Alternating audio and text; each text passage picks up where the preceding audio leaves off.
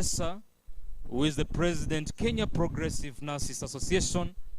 Wote hao ambao wanahusika ileo kwa mbele sana na kwa umuhimu sana uwepo hapa pamoja nasi. So we recognize our presidents and we invite them Kitui wajisikie kwamba wako nyumbani kabisa.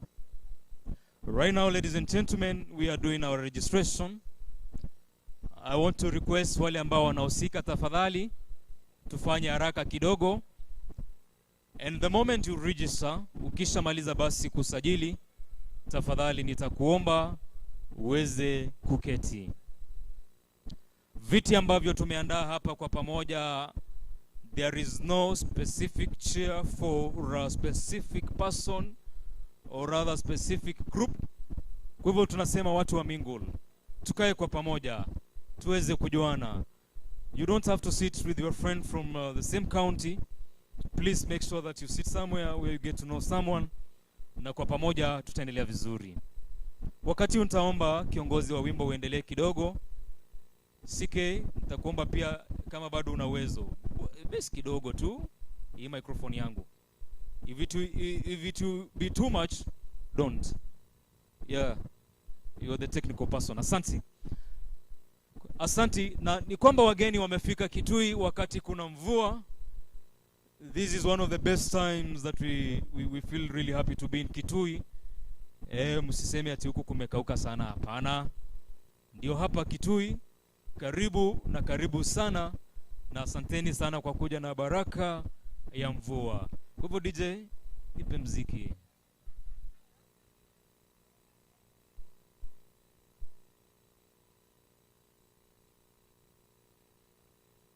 Members of Fourth State, karibuni sana mara tena.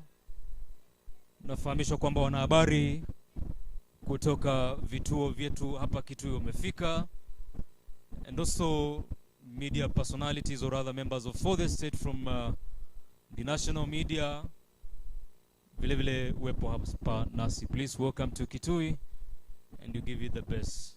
Asante. DJ.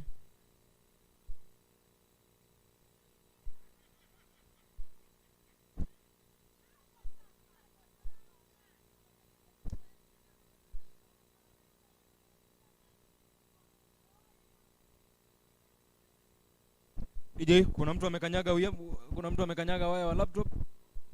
So niongee kidogo. Thank you.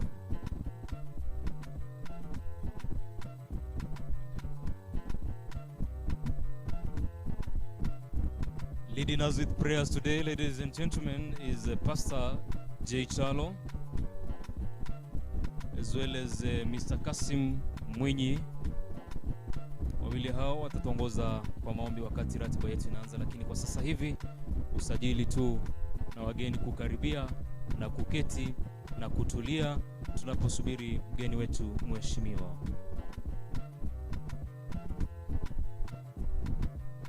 Volume ya muziki.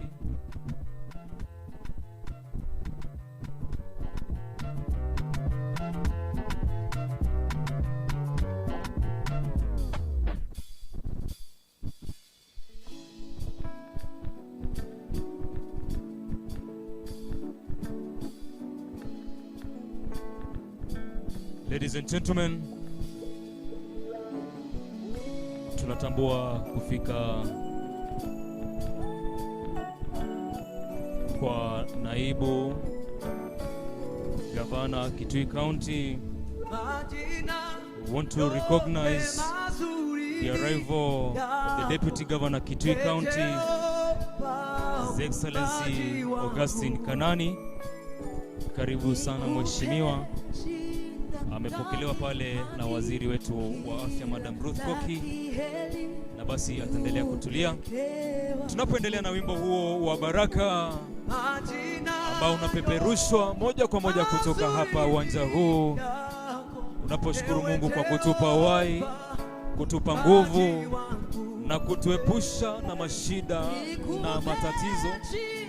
Wakenya wenzetu wanapopatwa na mashida kule Shakahola, sisi bado tupo hapa na nguvu na ustaarabu ambao Wakenya na wananchi na Wakristo wanafaa kuishi nao.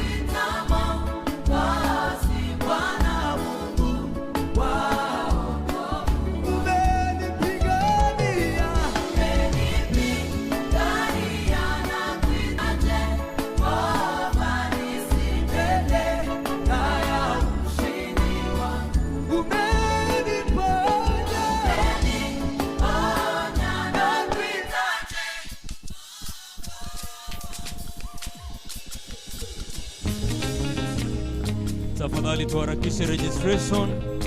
Tafadhali. Wa county fulani or you are representative of a certain county, please make sure that I know that your county is here. Ili wakati tutapokuwa tunatambua majimbo yetu, or rather the moment we'll be recognized in our counties, niweze kuwa na jina la county lako, so that I have your county, ndio tuweze kukutambua kwa heshima.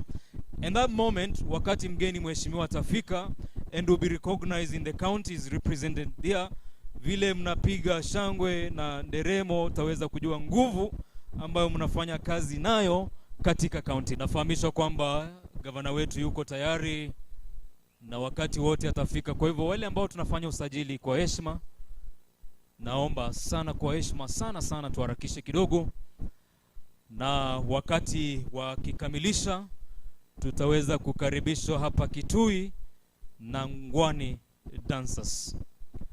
Bendera the associations, bendera hapa zitakuwa zinapepea. Tayari naona bendera ya National Nurses of Kenya, naona bendera upande ule mwingine ya Midwives Association of Kenya.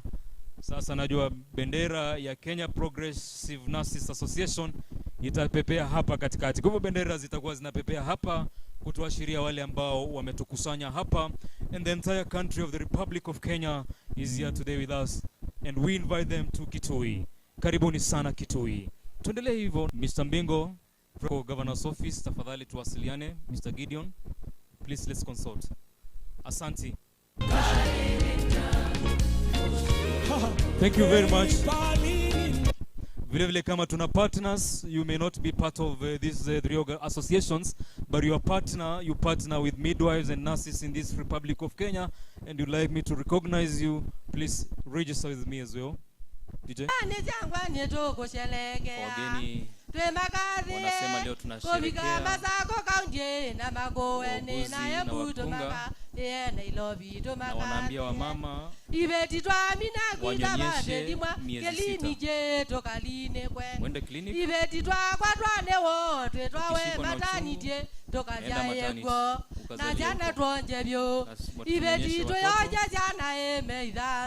miezi 6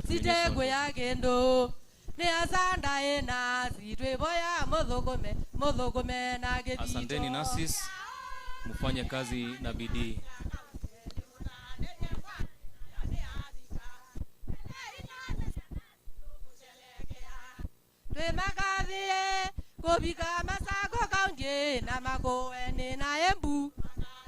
Nairobi to makale ibeti twa mina gwita bate dimwageli nije tokaline kwe ibeti twa kwatwane wo twesemba matanije tokasiayego na jana tonje byo ibeti to yonje jana emeidhanza to sitegwe yakendo ne asanda enasi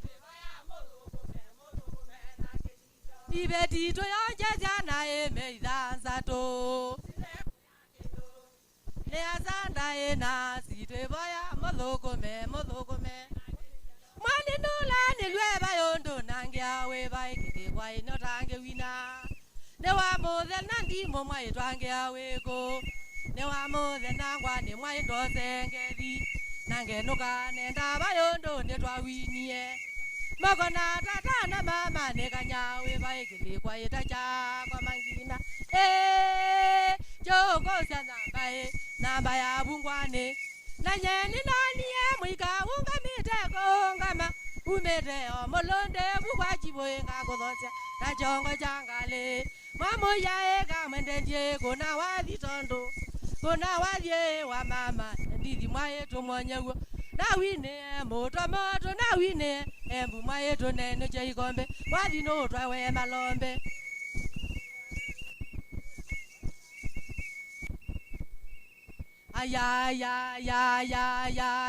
Ya balucha ke gongo yune naga ngongole njuti vingina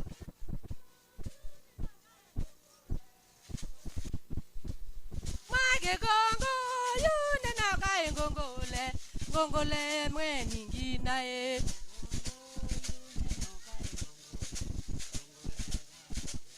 Etuma musalego e kwa ilia namwa.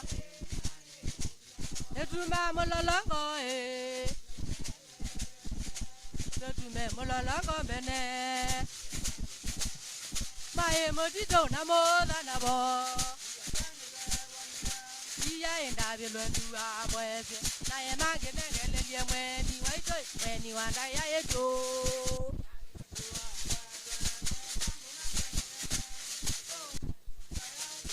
Iya enda bilwendu abweze. Na yemange nengele mweni waito mweni wanda ya eto.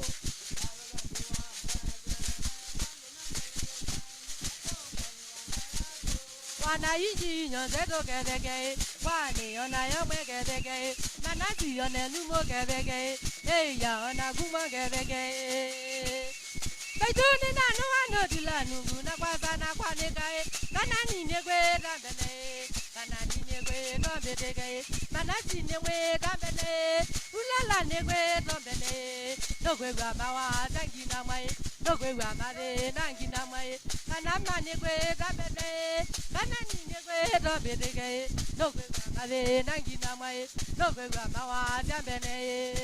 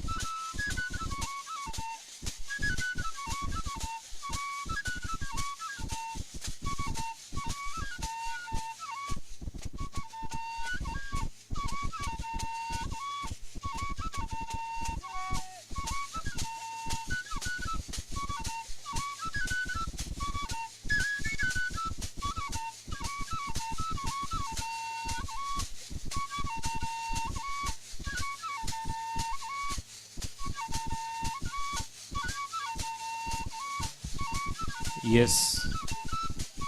Wani dancers wakienda namna hiyo, wageni wetu wa kutoka Kwale na Kilifi, mjitayarishe mcheze kama wao. Mtakuwa mnashindana na Kirinyaga, Embu na Meru.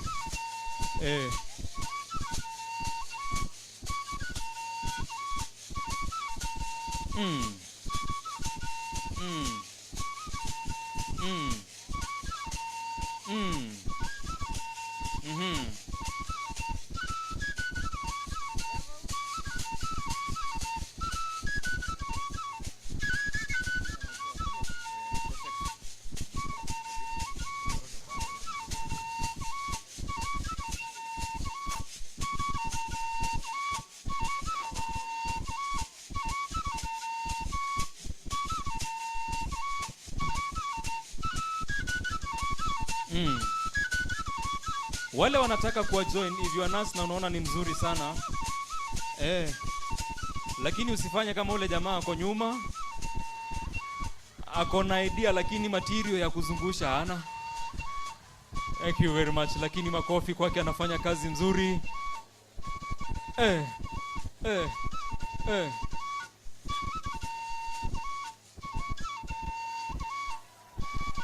Tuongezee makofi. Gwani dancers, asanteni sana. Wataweza kufanya wimbo mara tena wakati wageni wetu watafika. Hivi sasa ni kwamba mgeni mheshimiwa wakati wote atafika hapa. Kwa hivyo wale walikuwa wanafanya mawasiliano na yeye wanaweza fanya vile. I think now we are ready to receive him and begin the official parts of the program.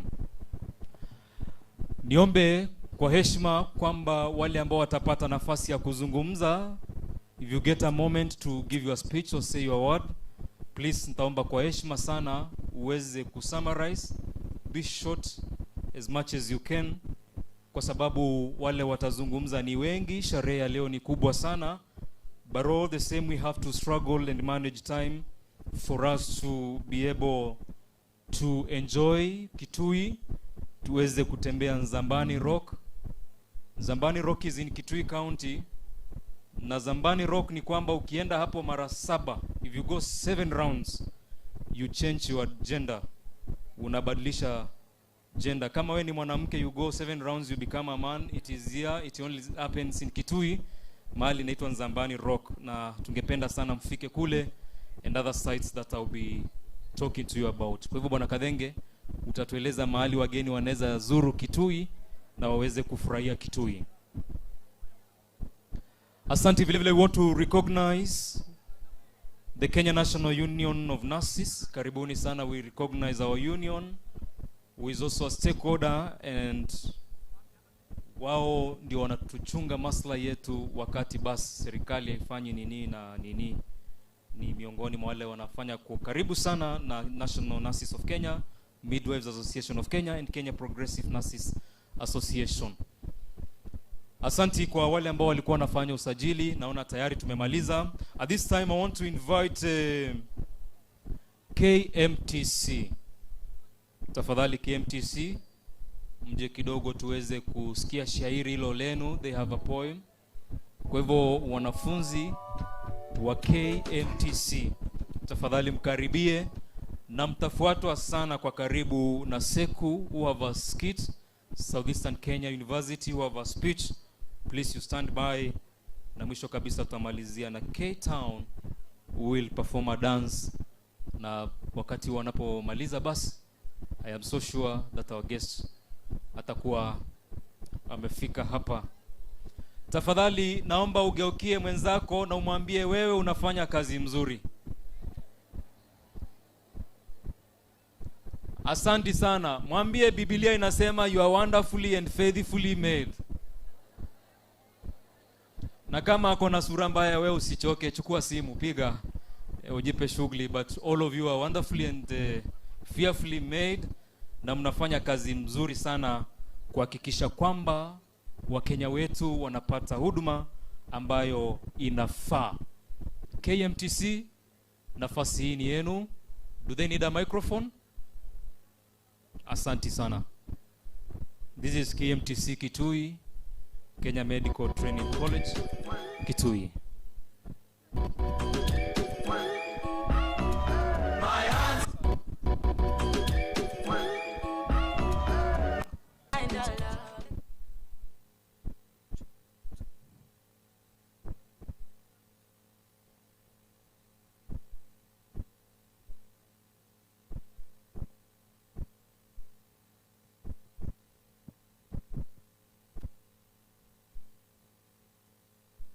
To all distinguished ladies and gentlemen, in front of you are student nurses from Kenya Medical Training College, ready to present to you a poem entitled Nurses and Grace. Entitled Nurses and Grace. Welcome.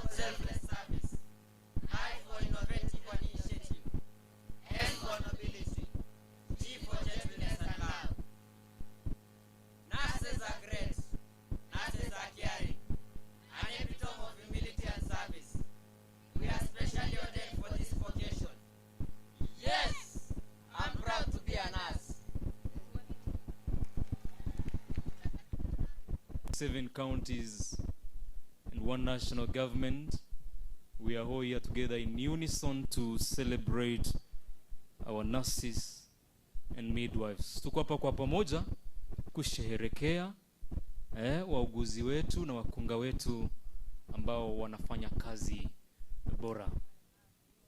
Nafikiri ni wiki mzuri sana, is one of the best weeks.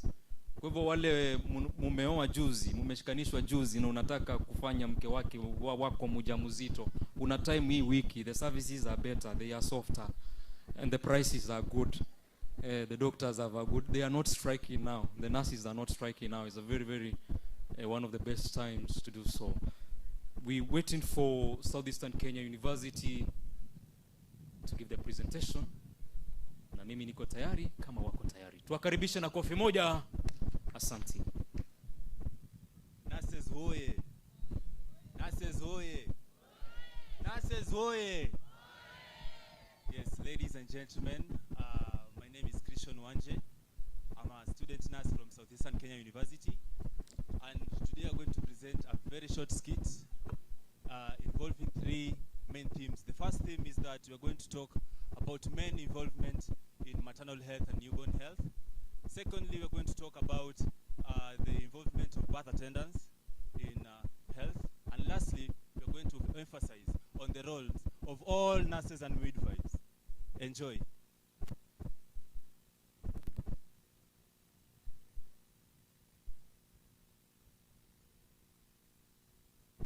Tumeambiwa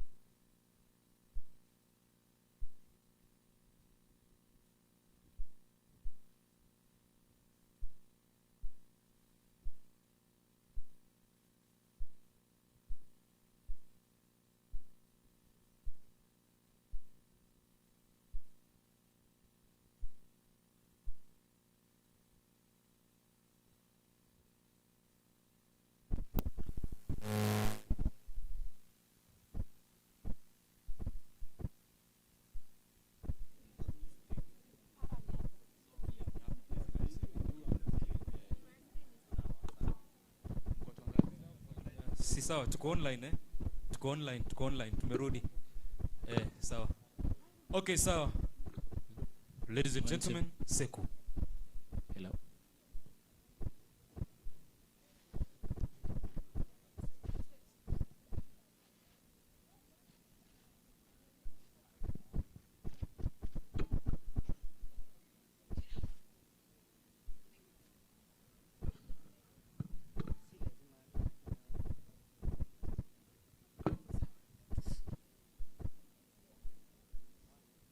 And remember to use the right technique while performing a palpation.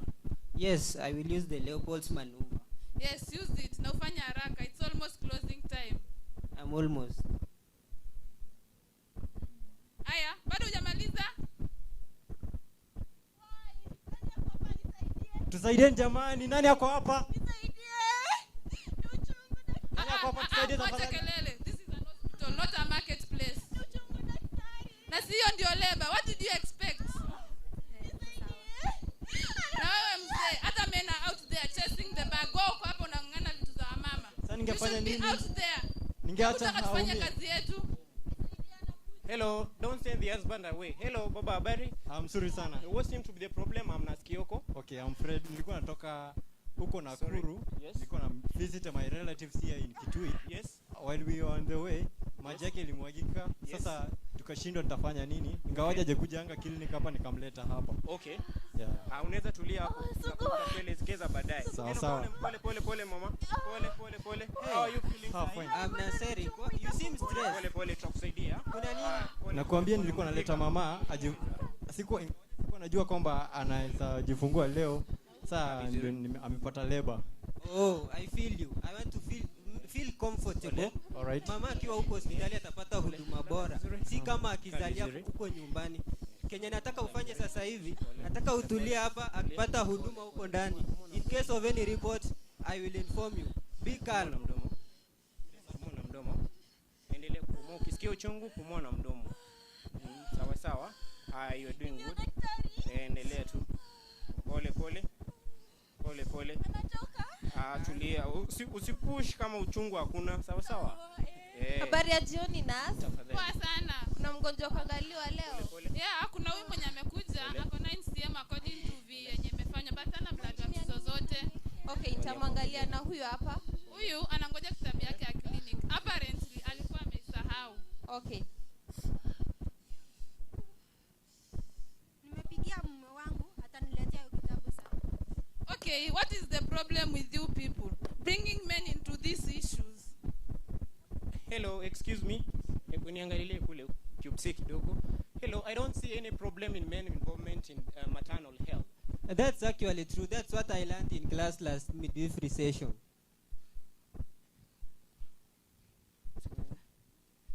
Okay, men involvement is very much important in terms of maternal health. And by the way, talking of health, Eric, I need you to call huyo mzee kule nje. The wife needs him in this delivery, in the delivery and labor. Hey, hello. I'm back again.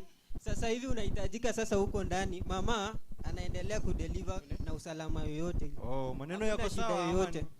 Be calm. Najua ukiitwa sana. Pole mama. Pengine inaweza kuwa. Pole mama. Hapana, kila kitu kiko shwari kinaendelea sawa huko ndani. Wauguzi wanafanya kazi kwa utaratibu unaofaa. So nataka unitufululize pamoja, unifuate nyuma tukielekea huko ndani. Sawa? Nimeita mzee wako kule nje. Sijui kama utamruhusu aingie. Akuje. Nimemuita, wacha najua karibu anafika. Sawa. Hello Eric. Yes. Oh, huyu ni mzee wake. Oh, your wife needs you here. Oh, nashukuru. Karibu. Huyu mume wako. Sasa Nishikilie mkono. Haya, ukisikia uchungu unasukuma. Ngangana. Unafanya nini? Ngangana. Unasema ukisikia uchungu unafanya nini? Nasukuma uchungu na ya daktari. Haya, push. Unafanya kazi nzuri. Push.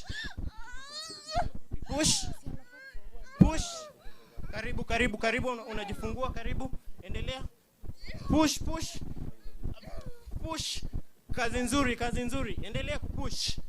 Push kabisa. Karibu. Ndio huyu mtoto. Karibu. Baba saidie kushika hapo mkono. Saidie. Ndio huyu mume wako ako hapo, usijali. Ndio huyu nimesugua. Push vizuri kabisa. Ndio huyo mtoto anakuja.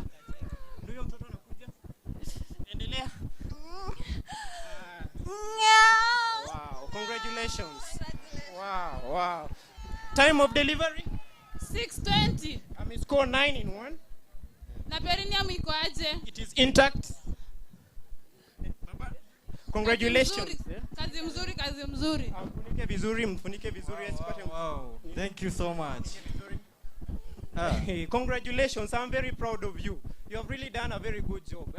All right. Baba, nimefurahi sana kwa kuwa na mke wako kwenye hospitali na kuona vile amejifungua. Tumeona pia amefurahi na amepata nguvu. Kabisa. Nimeshukuru sana. Na pia na kuelimisha pia uweze kuendea huko kijijini, ambia wenzako pia ni vema kuandamana na mke wako kwenye hospitalini, kwa sababu siku hizi tunakubalia wanaume waweze kuja kwenye hospitali na wake wao. Sawa? Yeah. Nimefurahi. Unaona vile mtoto anakufanana? Uko sawa. Sasa mnapoenda baada ya kujifungua sasa mtakuja hapa baada ya wiki ngapi? 2. Nimesema ngapi mama? 2. Mzee akisahau mkumbushe. Sawa? tarehe 11. Sawa sawa? Lakini hapa katikati kukiwa na shida yote, kwa mfano kwa mtoto akishindwa kunyonya, tafadhali msingoje hadi ile tarehe 11 ambayo nimesema. Sawa sawa? Muweze kumleta kwenye hospitalini. Sawa sawa? Mama akisahau, tafadhali mkumbushe na usimuache nyumbani. Sawa sawa? Alafu wewe pia ukisikia kichwa inakuuma ambayo haiishi, sawa sawa, tafadhali usingoje tarehe ile 11 ili uweze kuja kwenye hospitali, tafadhali. Alafu pia ukiona kwenye lango lako la kujifungua pia damu ya bubujika, usingoje hadi ile tarehe 11. Sawa sawa? Kuja in between ndio tuone progress ya yako na ya mtoto. Sawa sawa? Haya, otherwise nimefurahi sana baba na mkue na wakati njema. Sawa sawa? Great, thank you. Haya, acha sisi tuendelee kuhudumia wagonjwa wengine. Sawa. Haya. You see? Kwa Irene, you've made it. Yeah? I told you will. Iko pia kitabu ya ile. Without you. I'm proud of you, baby.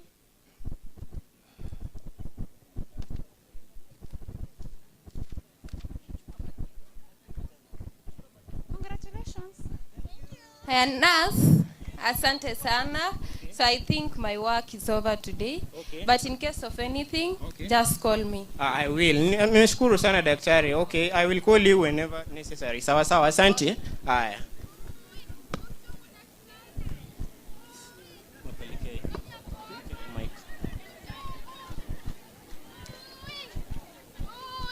Daktari, nani ako hapa? Ni uchungu. Angalia. Tafadhali acha nimalizie. Ni uchungu. Tulia mami. Habari yako kijana yangu?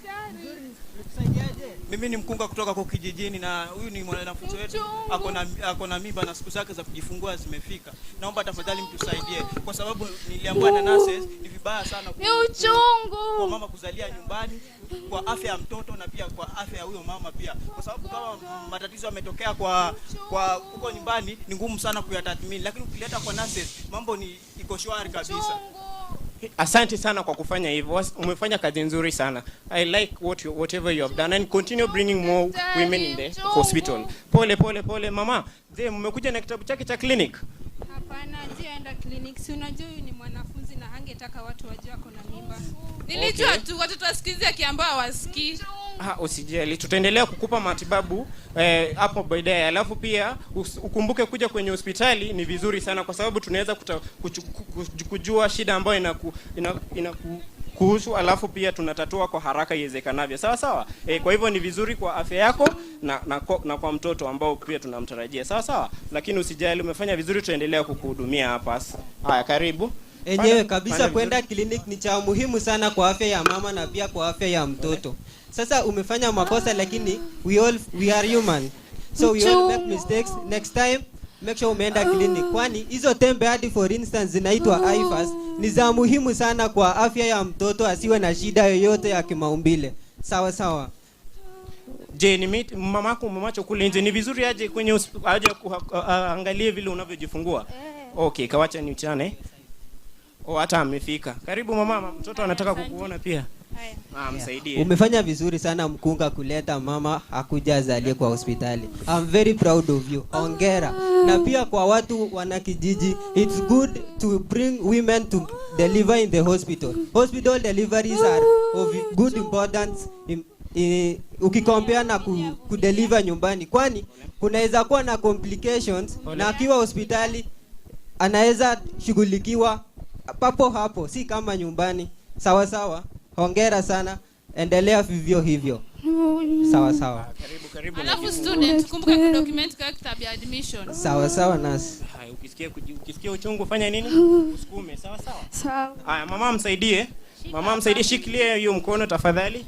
Unafanya kazi nzuri msichana. Tafadhali. Pumua na mdomo. Endelea. Pumua na ukisikia mdomo. uchungu usukume. Sawa sawa. Haya, ukisikia uchungu nimesema ufanye nini? Kumbe. Haya. We are almost there. Ndio hiyo sukuma. Ndio huyo mtoto karibu anakuja. Push. Endelea kusukuma. Be strong mami. Endelea. You can do it. Endelea.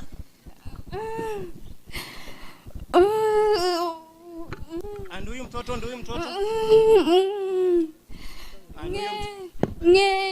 Congratulations. Wow, umefanya kazi nzuri eh?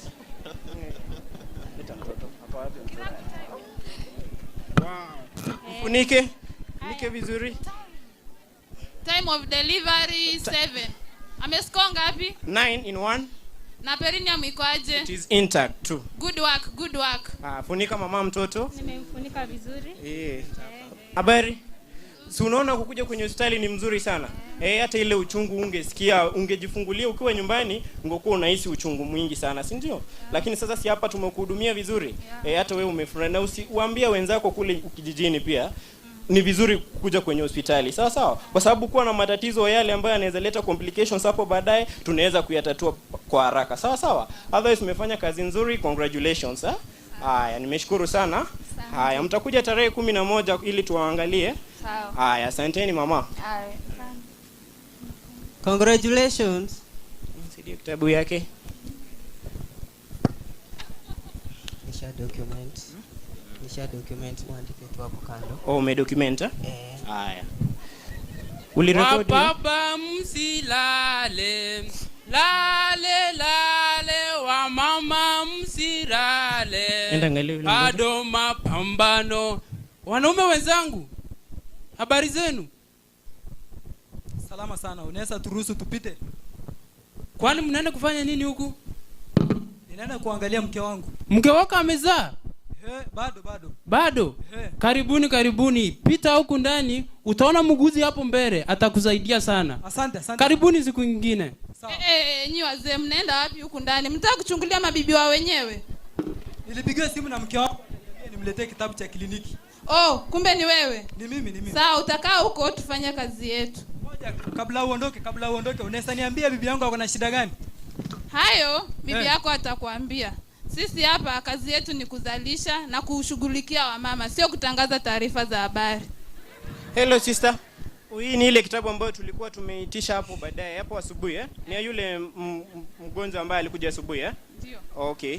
Huyu ni habari baba. Salama sana. Umefanya vizuri sana. Wewe ni mwenye umeleta kitabu Mimi ndio nimeleta. Nilipigiwa simu na mke wangu. Na umefanya vizuri sana. Umekimbia, nimeona umefanya kazi nzuri. Nimekuja kwa pikipiki yangu kutoka kwa Vonza. Okay, na huyu ni nani? Huyu ni rafiki yangu anaitwa Dambuki. Anaitwa Dambuki. Umefanya vizuri sana. Okay, nimesikia ukiuliza sisa kuwa mke wako na mtoto wanaendelea vipi. Naam. Ndio maana tulikuitisha kwenye kitabu ili tuone vile alikuwa anaenda kwenye hospitali, kliniki yake, si ndio? Lakini shida ambayo ako nayo ni ile amechelewa kuzaa kwa wiki moja peke yake. Kitu sisi tuaita postdatism. Sawa? So mke wako na mtoto wako salama. Usikuwe na tatizo lolote. Tukiwa na tatizo tutaweza kukujulisha. Anything tunaona ni vizuri kukujulisha tutakwambia. Sawa? Daktari bado. Okay. Sasa kabla uondoke unaweza niruhusu niangalie mke wangu? Unataka kumuona? Kuja nikuelekeze mahali yupo. Bro, kaa chini hapo. Nisubiri hapo kidogo. My dear. Babe. How are you? I'm fine. You are the most strikingly beautiful lady in this earth. How do you see that? Ulirekodi ile? Sasa niambie sasa. Vile kitabu. Nimekuletea kitabu cha kliniki, nimeshapea mhudumu. Daktari ameniambia siku nyingine nikikuja hospitali nibebe kitabu changu cha kliniki. Ni ukweli. Sasa unaweza niambia maisha hapa ndani ikwaje? Uko sawa, wauguzi wananiona vizuri. Inshallah. Sasa wacha nifike hapa sokoni kidogo. Nikuletee kitu 1, 2, 3 hivi alafu nitarudi. Sawa? Daktari ameniona, ameniambia atafanya kesho induction. Nadhani utakuwa kesho. Nitakuwa my dear. Tulia. Sawa, asante. Habari baba? Salama sana. Kwani umeharakisha aje? Nimemaliza shughuli yangu. Ama uliogopa tutakufukuza?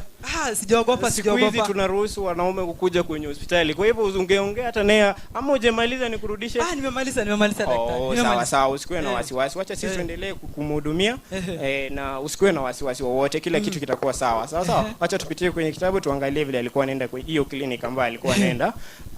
Nitakujulisha baadaye. Nimefurahisha sana na kazi yenu. Mbona unang'ana kumueleza na hata haelewi? Nas, ni vizuri sana kwa mume kujua jinsi mke wake anaendelea, kwa sababu mume anapokaa na mke wake hapo karibu, mke wake anaona kana kwamba mzee wangu pia ananijali, ako hapo hivyo kunipa emotional support. Kwa hivyo ni vizuri sana any information ili ipatiwe kwenye mume wake, kwa sababu mimi nimefurahi sana kwa vile umekuja kwenye hospitali sana. Nimefurahi sana na uendelee kuambia wazee kama umeniambia anaitwa nani kule nje? Huyu anaitwa Dambuki. Tutaendelea muelezee ni vizuri kukuja kwenye hospitali na kuja na wake wake. Kwanza huyu Dambuki ako na watoto wengi sana. Na ajai tuletea hapa kwenye hospitali. Kwanza wacha nikuhesabie. Wakaro ni 1 2 3 4 5 6 7 8. Alafu wa Mama Faith ni ngapi? 1 2 3 4 5. Wote ni 15. Na ajai tuletea. Hebu ende muambie vile zile huduma ambazo tunapatiana. Tuna encourage nyinyi kukuja kwenye hospitali siku hizi. Sawa sawa. Mwambie hospitali ni hii hapa. Waweze kukuja kwenye hospitali na wake wao. Mkikuja pamoja pia tunawapa huduma zingine kama family planning ili mpatie ule mtoto nafasi ya kujifungua. Otherwise kwa hayo mengi tafadhali hata ukirudi kule encourage wanaume wenzako waweze kuleta wanawake wake. Inshallah. Nimeshukuru. Wacha sisi tuendelee kufanya kazi yetu haya. Mama anaendeleaje lakini?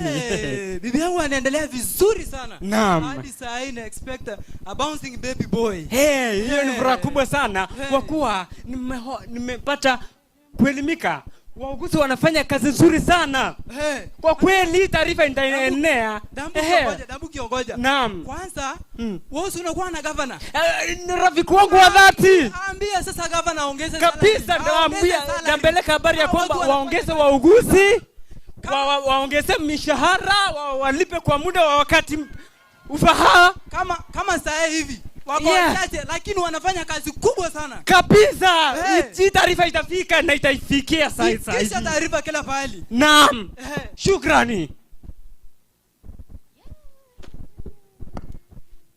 Sasa.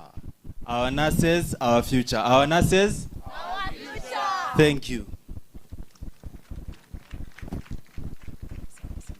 Tuongezee makofi. Yeah, that was a very nice presentation. Wametuonyesha vile mambo inakuwa pale maternity. Next time muongezee vile mambo inakuanga pale bed in the room. Tuanzie process mwanzo.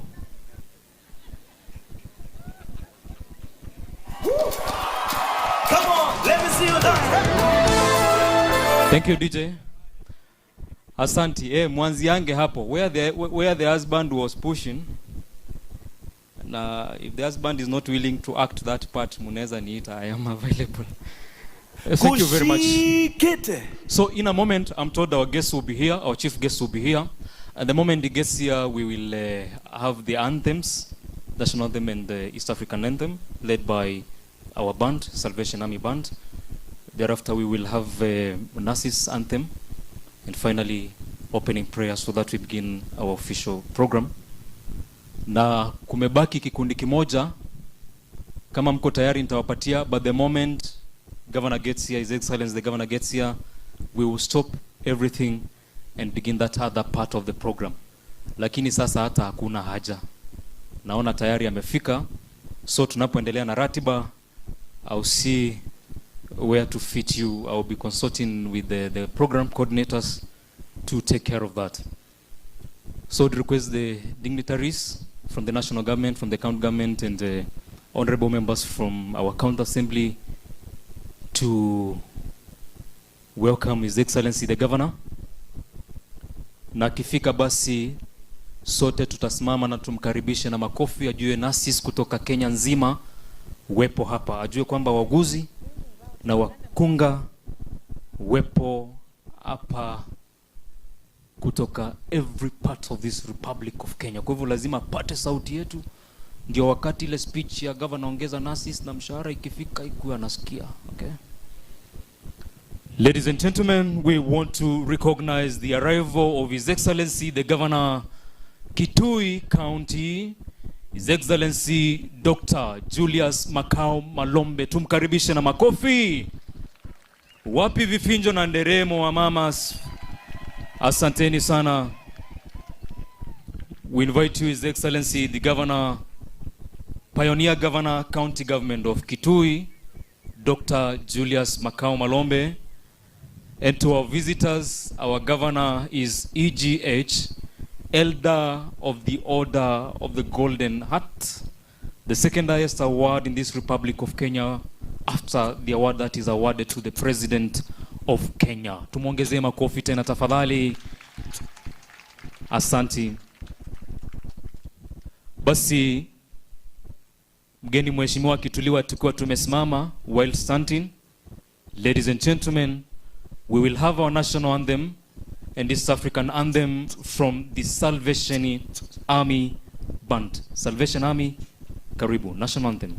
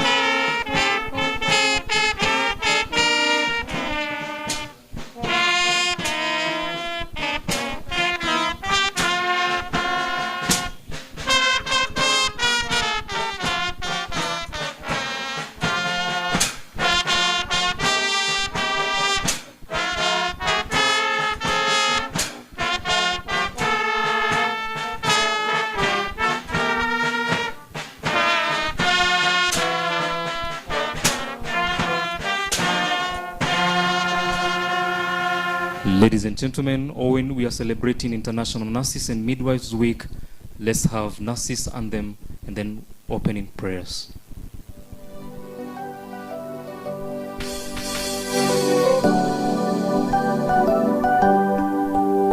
We are called to serve humanity, endowed with the art and science of caring.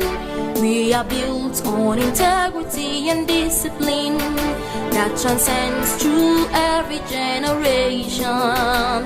Immaculate and amicable, we are the source of hope to ailing ones and the foundation for building a healthy world. Together we shall stand. Nurses are great, nurses are caring, an epitome of humility and service. We are specially ordained for this vocation. Yes, I'm proud to be a nurse. From near and far we have gathered with one goal, to uphold the good name of our profession, and for neatness and splendor, you for understanding, R for responsiveness, S for selfless service, I innovative and initiative, N for honorability, G for gentleness and love. Nurses are great, nurses are caring, an epitome of humility and service. We are specially ordained for this vocation. Yes, I'm proud to be a nurse. Santi, thank you very much. I would like to invite Pastor Chalo to open with a word of prayer. Na kabla ya Pastor Chalo kuomba, na mwalika Bwana Kasim Mwinyi atufungulie kwa ajili ya ndugu zetu Waislamu. Tuombeni. Kwa jina la Mwenyezi Mungu mwenye kuneemesha neema ndogo ndogo na mwenye kuneemesha neema kubwa kubwa. Ewe Mola, tunakuomba tufungulie kikao chetu kwa baraka na neema. Ewe Mola, tunakuomba mpe hikma president wetu na busara aweze kutuongoza katika nchi yetu kwa amani na upendo. Ewe Mola, tunakuomba mpe umri mrefu gavana wetu pamoja na wadogo wake waweze kutuhudumikia katika nchi yetu ya Kenya. Ewe Mola, tunakuomba wape nguvu madaktari wetu waweze kuhudumikia wagonjwa wetu. Ewe Mola, tunakuomba wapoze wagonjwa wetu kokote waliko. Ewe Mola, tunakuomba waliotoka safari wakati wa kurejea, tunakuomba waregeshe salama waweze kufika katika manyumba yao. Kwa hayo yote tumeomba na kuamini. Tuweze kuamini pamoja, tuombe. Mfalme mwema, Mungu uliyeumba mbingu, ulimwengu na vyote vilivyomo ndani yake, kwa heshima tumesimama mbele zako kulete hii ibada, sifa na utukufu kwako kwa jinsi ulivyo Mungu mkuu uliyetusaidia hata umbali huu tumefika. Ibada ya shukrani ni kwako kwa sababu ulitenga jimbo letu la Kitui wakati kama huu kuwa sehemu na mahala ambapo utaandaa sherehe ambao zimewekwa ulimwengu wote wiki mzima kuwa na sababu ya kushukuru Mungu kwa sababu ya utenda kazi wa uunguzi katika wizara ya afya. Tunanyenyekea kwako mwenye vipaji vyote na kulete sifa na utukufu, kwa sababu kama sio wewe hakuna chochote wala yeyote angelikuwa.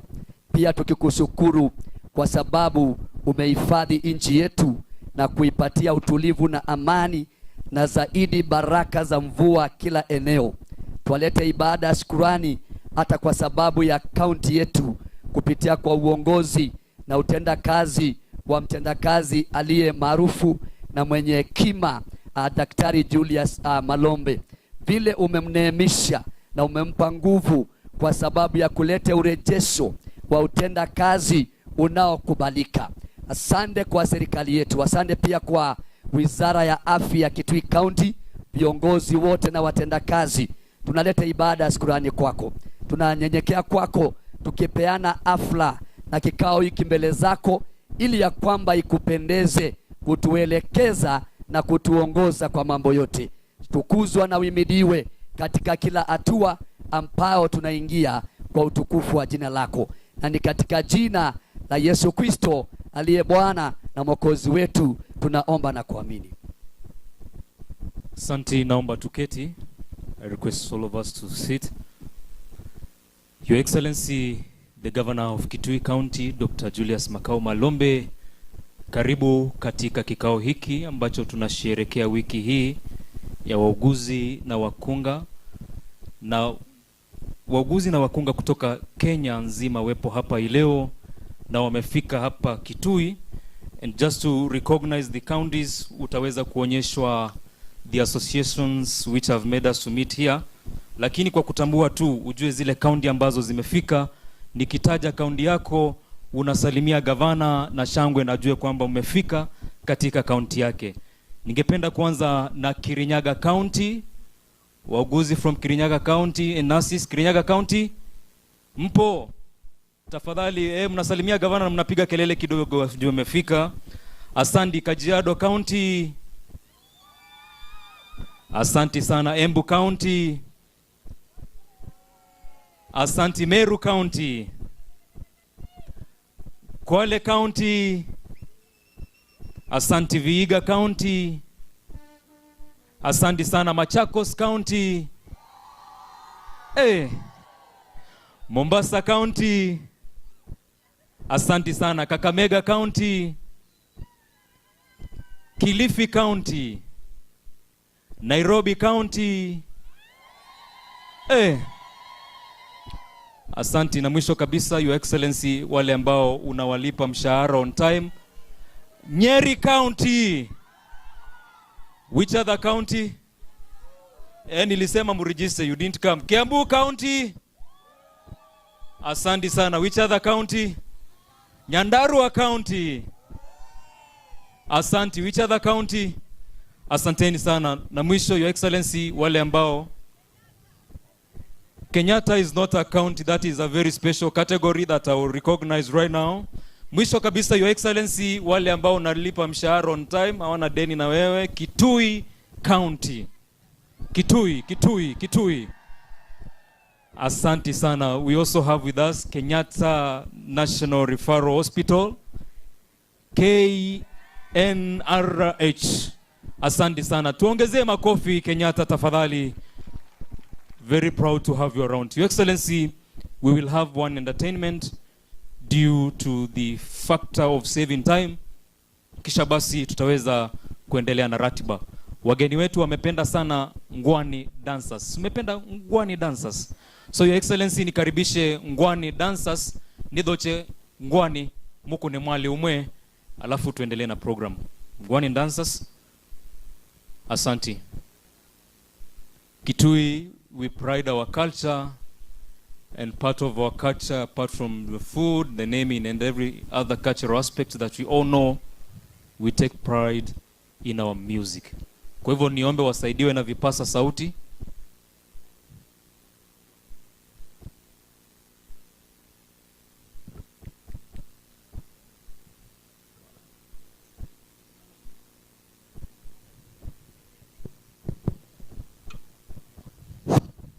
Arigo, mwitale. Ikwatile malobyo lumeno, cheka na ina myambuteko.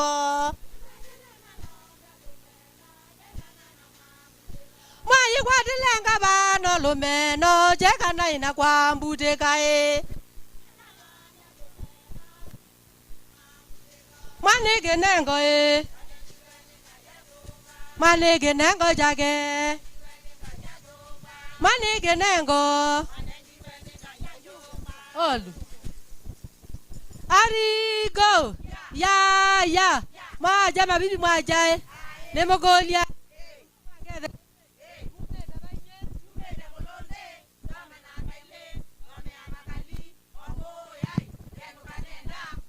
Kweli. Mwete ale.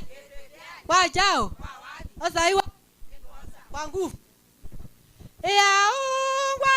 Ngwane ndiabika kaunti nyene motane ngwane nayo niabika shele ina ni jana zitoko shelekea twe matani die kobika masako kaunti na makoene na embuto makathe na ilobi to makathe kibeti twa mina gwita batwe thimwake lini che tokaline kwe ibeti twa mina gwetu batwe thimwa matani che tokasyaye kwo na jana tronjebyo ibeti to yonja jana meidhanza to sitego ya gendo ne asanda na sitwe boya modhokome na gethito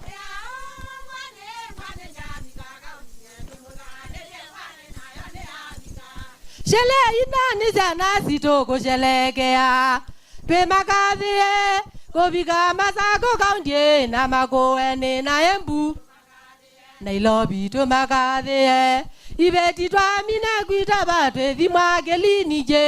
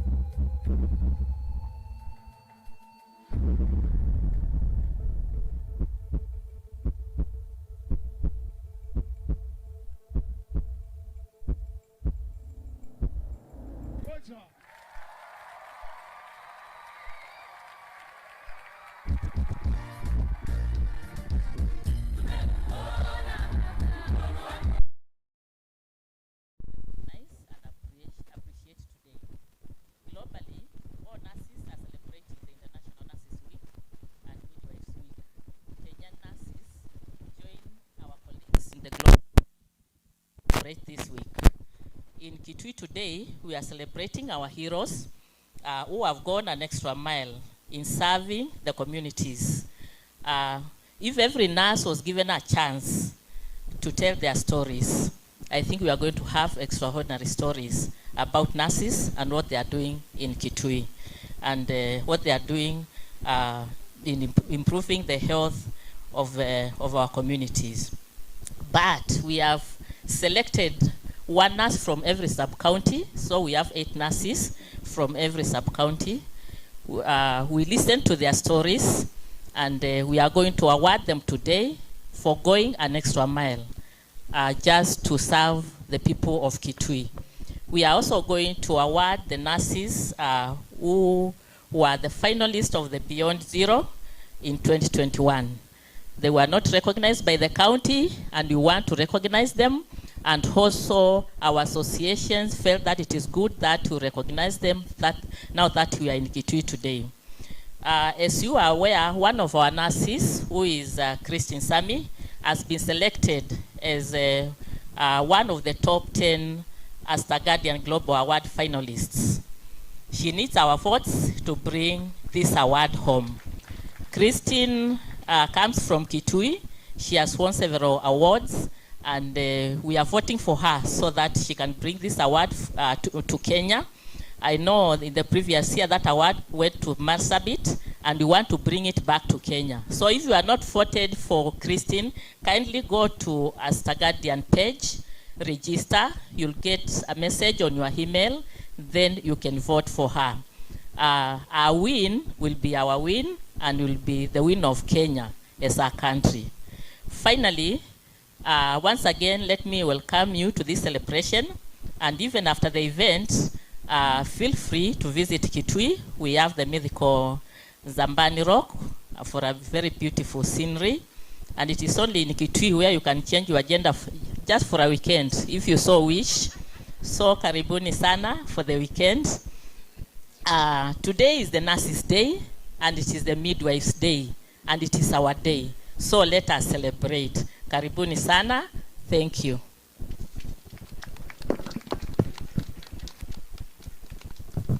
Thank you very much. Tumwongezee makofi. In our program, we have 2 keynote speakers, and one is Mr. Bernard Nderitu and Professor Lucy Gitonga. So I want to invite Mr. Bernard Nderitu, please. 1 minute. Tumkaribisha na makofi. Just 1 minute. Thank you very much. Your Excellency the Governor and the Deputy Governor of Kitui County,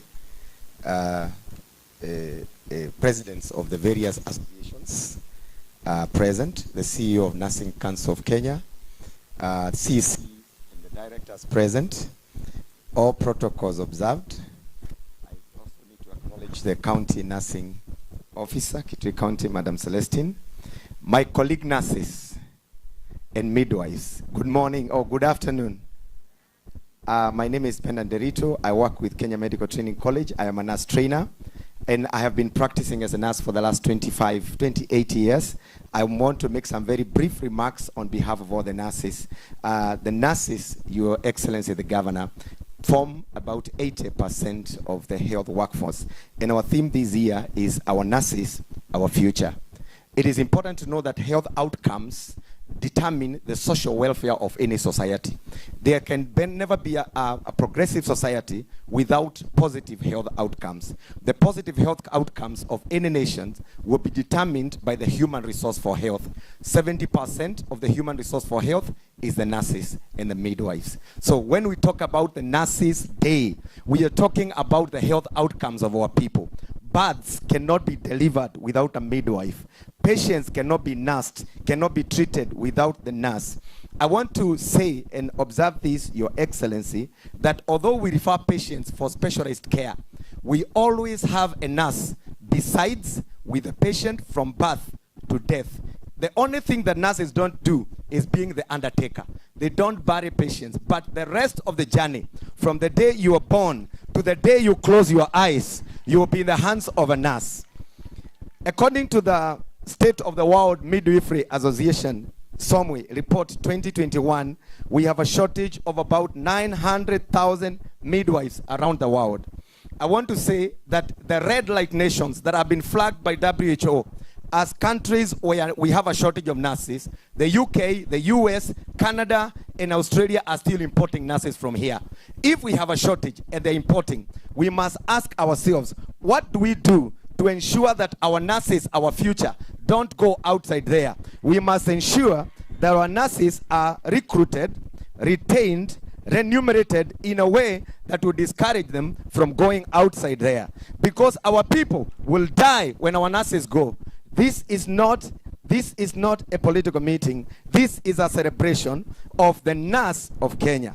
From the day a moment a child is born to the day a person will close their eyes, they will be in the hands of the nurse. Allow me to make the following as my closing remarks. I have actually summarized my speech because I did not want to go through it. Number one, we acknowledge the role that the regulatory bodies play in a central role in ensuring that the quality of nursing in Kenya is maintained through ensuring that the standards are observed. However, we need to remind or to encourage or to speak to the government that governments must deliberately align their investments. And here I'm talking about county governments, Your Excellency, and the national government. They must align their investments in the human resource for health, especially I am making a case for the nurses and midwives to the current and future needs of our population to ensure that there is a maximum improvement in health outcomes. Number two, development partners who are here must align their investments in the same way. And last but not least, all incentives for the health workforce must be geared towards training and retention of our nurses so that ultimately the health outcome of our people will be good for our nation. Thank you very much. Thank you very much. Thank you very much, Mr. Derito. You will go to heaven for managing time apart from your speech. Mrefu umesema. Professor Lucy Gitonga, Madam Professor Lucy Gitonga, tumkaribishe na makofi.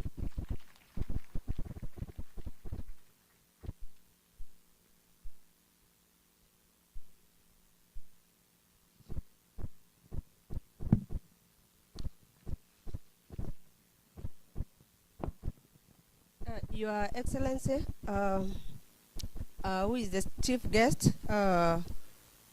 Dr. Malombe, the DNS, Ministry of Health, Dr. Judith Awinja, the CEO, the Registrar Nursing Council, Madam Dr. Endina Salam, the President of NNK, KPNA, Mark, and all the other distinguished guests, my fellow nurses and midwives, good afternoon.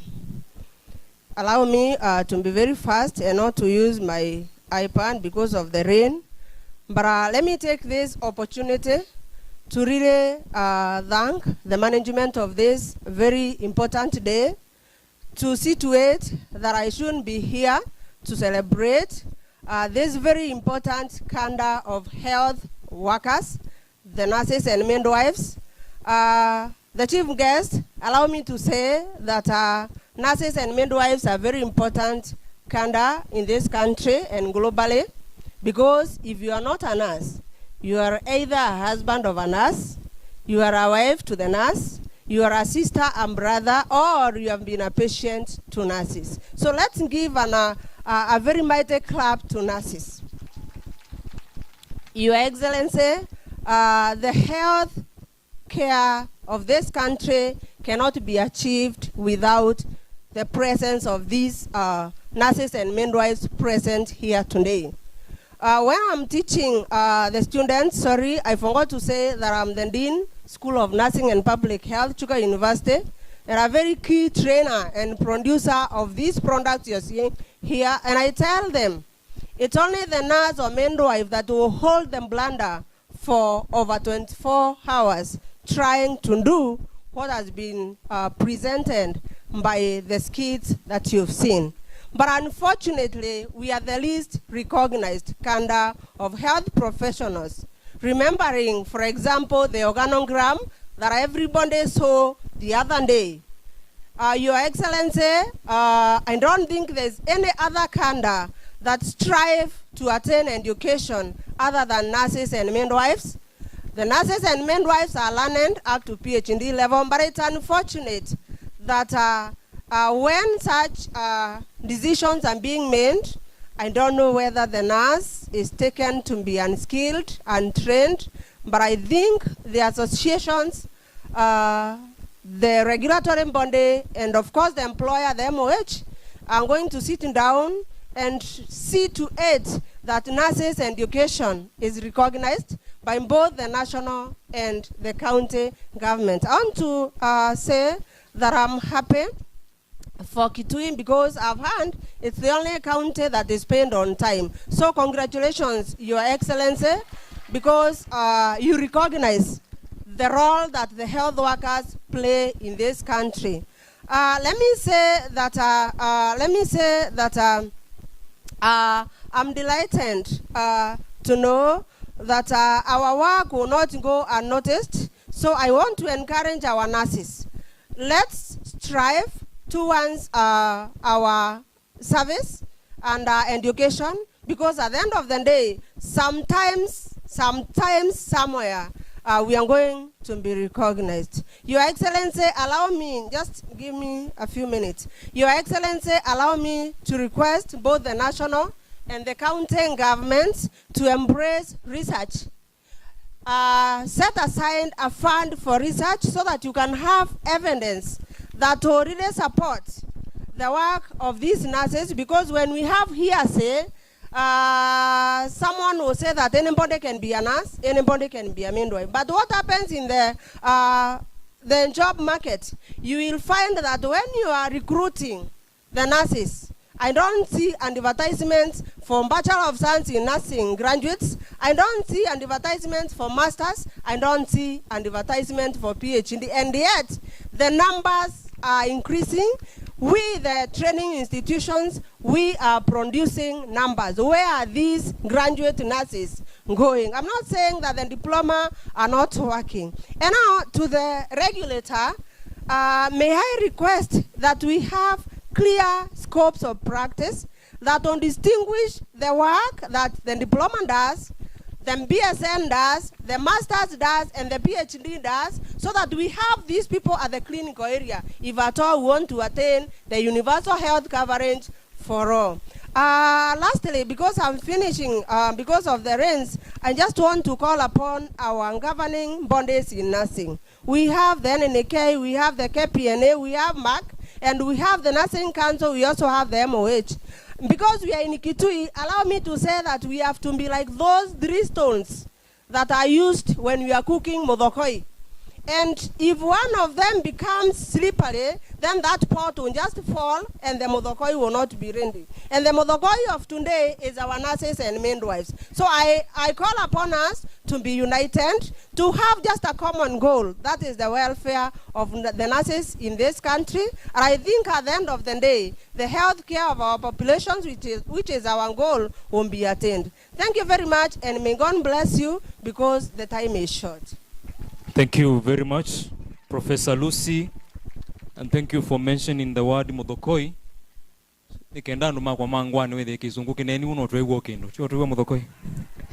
Thank you very much. I would like now to invite Mr. Stephen Rutere, Kenya National Union of Nurses, please, to say a word in a minute. Karibu, tumkaribishe na makofi. Wauguzi oye! Wauguzi oye! Haya, kwa jina ni Stephen Rutere, Kenya National Union of Nurses, representing General Secretary Seth Panyako. Haya, kwa wageni waheshimiwa, walioalikwa, mkubwa wetu wa wauguzi ambayo ni CEO Mrs. Taram. We have our DNS office represented, MOH representative. Now, habari zenu. yangu ni machache, sitachukua muda mrefu, lakini niko na delegate. We are a delegate from the national office. We have our Madam Treasurer here. Anaweza simama awasalimie. Wauguzi oye! Wauguzi oye! Kwa majina nafahamika kama Maureen Nzioka, mweka hazina Kenya National Union of Nurses.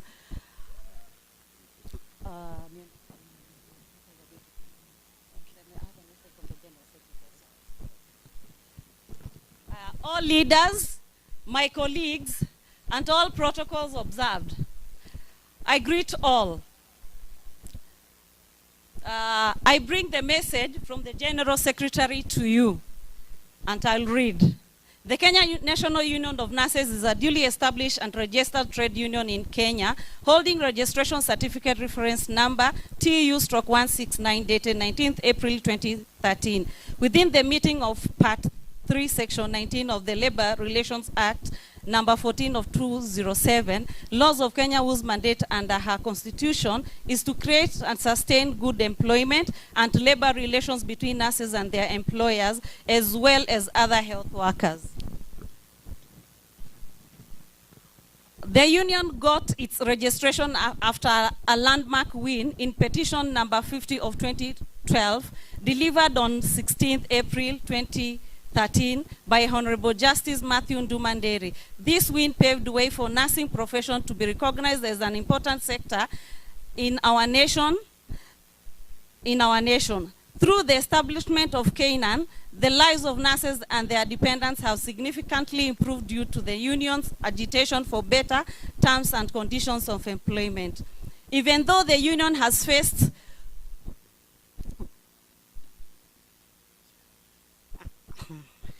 numerous challenges, we have always navigated through difficult periods caused by both internal and global economic challenges. Our focus and stability as a union has majorly been boosted by the solidarity and the unity that our members and nurses at large have continued to show. We hereby enlist some of the achievements, challenges, mitigation, and the future plans that the union has for its members and the nurses profession in its entirety. Achievements. As a sole union representing the interest of nurses in this country, we have been able to make the following strides as far as protecting our members is concerned. We have been able to negotiate and sign a recognition agreement with all 47 county governments in Kenya.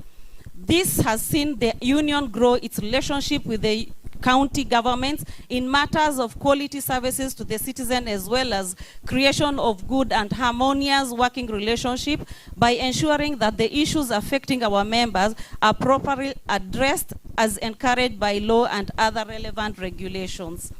The union has also managed to successfully negotiate the collective bargaining agreement for Moi Teaching and Referral Hospital in Eldoret, Kijabe Mission Hospital, Tenwek Mission Hospital, and we are currently reviewing the 3 hospitals. We are in the final stages of finalizing the CBA for KNH. The CBA for Jacaranda is still under negotiation, and soon the nurses who are members of this union will begin to enjoy the fruits of the same, while non-members will be subjected to agency fee as per the law requirements. We have also completed the CBA negotiation for the national and county governments, and the same is due for signing so that our members can begin to enjoy the benefits of the CBA. The union has already signed the Bungoma CBA, which is currently in court for registration. After a long battle which saw the General Secretary, Honorable Seth Panyako, together with other union officials, get arrested in 2018 to have the nurses in Kenyatta National Hospital have the right to exercise their freedom of association and envisaged in Article 13 and 41 of the Constitution of Kenya. The union managed to sign a recognition agreement with the hospital, which has led to a successful negotiation of a CBA. The same is awaiting SRC approval, and once it is approved, the nurses will as well begin enjoying the CBA courtesy of the union's effort to fight for better terms of the employment of its members. for its members. Today, all nurses continue to enjoy nursing service allowance, uniform allowance, promotions, and resignations, which the union has continued to influence. Other achievements that the union has made include other achievements that the union has made include successful negotiation that has seen contracted nurses in many counties get confirmed into permanent and pensionable terms. All ESPs have been absorbed into permanent and pensionable terms.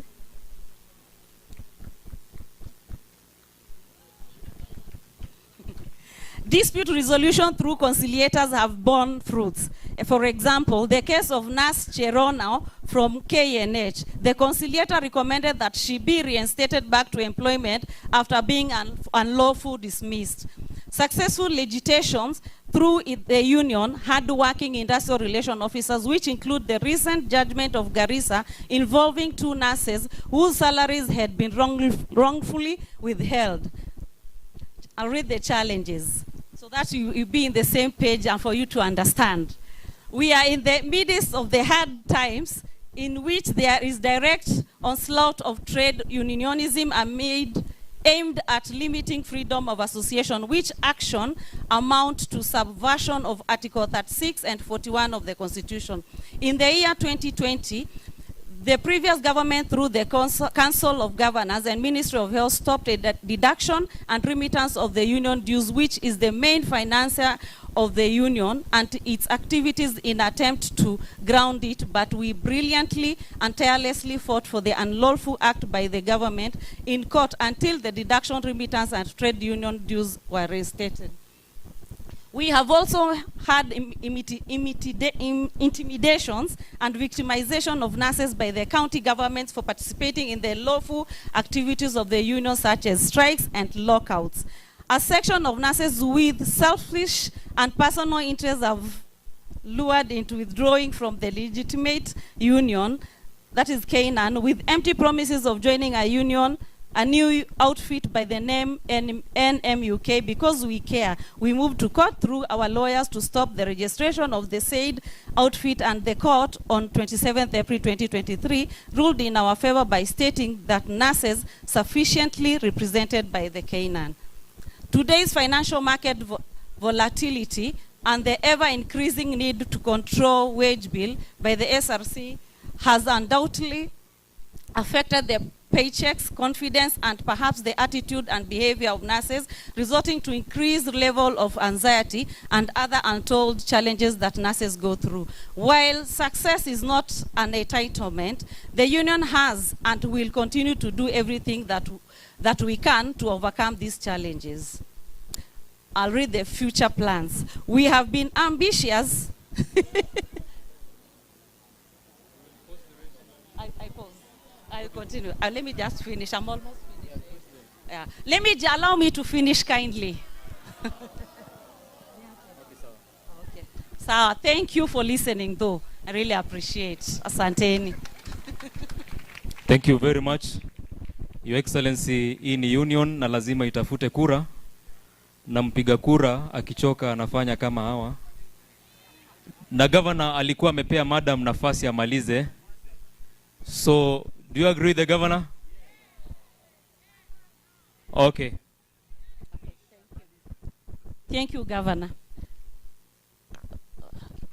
Mitigations. While we appreciate the achievements and challenges that we have previously faced as a union, we have continued to explore other ways of dealing with the issues affecting our members in the national, county government, and private institutions, such as establishing corporate relations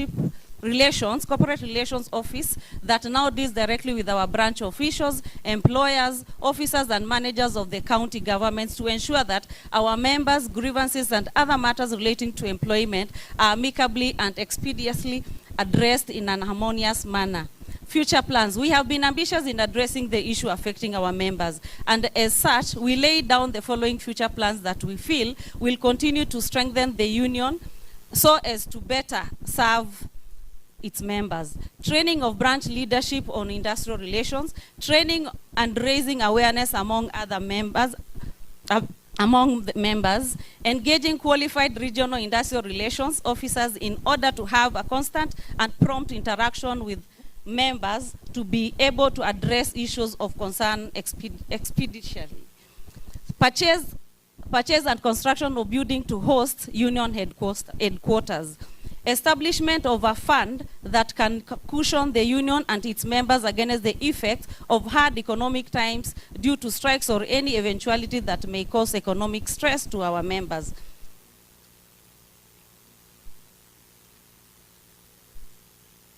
The union, purchase of a union welfare bus to assist members whenever they engage in welfare activities requiring traveling in a group of nurses. For example, Nurses Week travel and send-off functions.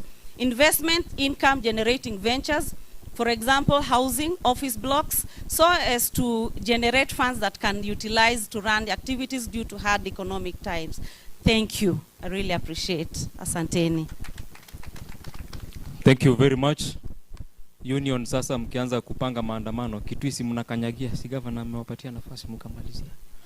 Thank you very much. Your Excellency, the next persons who are going to speak are the main event organizers. This is MAK, KPNA, and NNK, and they call them presidents. Their full names is Midwives Association of Kenya, National Nurses of Kenya, and Kenya Progressive Nurses Association. They have their presidents in their constitution. Now ndio sasa nataka tukaribishe saa hii, and I would like to begin with Dr. Tekla Ngotie, MAAK. Tumkaribishe na makofi. Oh yes, thank you. Thank you so much. It's a privilege to share the name with the President, and it feels really nice. So, Your Excellency, our Governor, Dr. Julius Malombe, His Excellency, Deputy Governor, we thank you so much for accepting to be here today. We also want to recognize allow me to adopt the protocol for the sake of time, but I really appreciate this time that we've had. Just straight.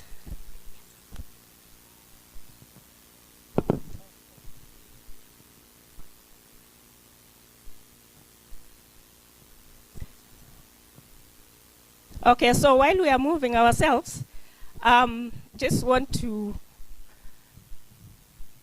highlight a few issues today.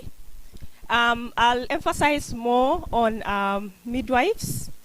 And today we are celebrating a midwife. And who is a midwife? A midwife is just to mean being with women. And many a times when we have had a lot of challenges as midwives, then we move away from the women.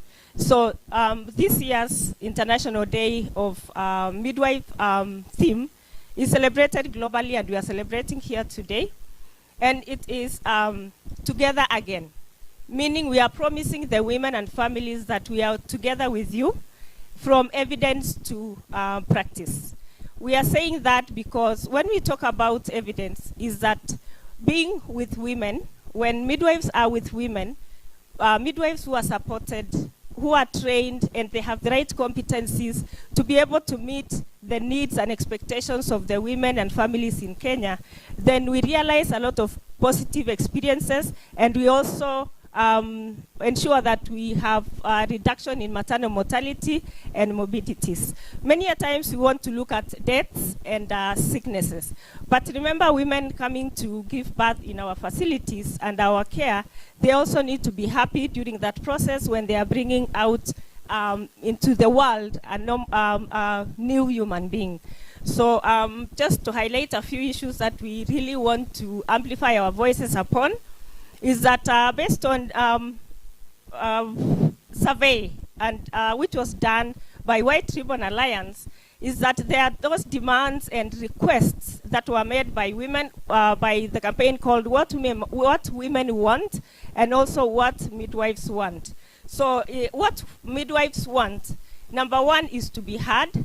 Number 2 is to be supported. Supported meaning education, even in practice, and given the facilities in their working area so that as they execute their services, they have what it takes to provide quality of care. The other issue is that we are now facing a lot of challenges in terms of emerging and emerging conditions. We have something which may soon turn to be a pandemic, and that is teenage pregnancies. And those are challenges that are going to affect our maternal mortality rates, because statistics show that 1 in every 50 teenager dies because of the complications, because they are more prone to complication of childbirth than a woman who has matured enough to be able to carry the pregnancy, which is a very stressful situation to have to give birth to a child. The other evidence that we have is that globally, we know 90% of maternal, neonatal, and primary health care services that deal with women, babies, are to be catered for by the nurses and midwives. So if we have a well-supported, strengthened, good numbers of midwives and nurses in our healthcare facilities, we shall be able to meet the expectation of the population, because one, we have academic institution training the nurses and midwives, and some of the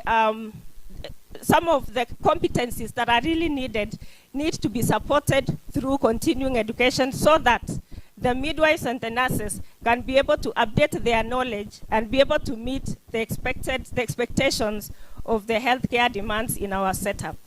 So when we increase the midwives, we could save up to 4.3 million people in the world. So that translates even in our country that if we strengthen the midwives and we deploy the midwives in the labor wards and maternity, then we shall realize a greater number of positive experience. Number 2, we will reduce a half of the maternal mortalities, maternal deaths that we have in our facilities and in our country. So we, as the midwives in Kenya, we want to amplify our voices and appreciate the midwives who work in the facilities. Many a times, we have very few of us, and you have 5 women who are giving birth at the same time. So unakuwa kama DJ, unazalisha huyu haraka, unazalisha huyu, unazalisha huyu. We don't want to have DJs in our maternities. We want women to be with midwives. So my humble request is that we, wherever we are in our facilities, remember proper deployment. We have midwives who have gone back to school to do bachelors of science in. When they come back to our facilities, they are posted in a medical ward where they do not execute their competencies in those practices. So we, in that situation, we have really lost a resource that could have been very positive in the maternal neonatal health units. So thank you so much. We welcome you to maternity. Thank you.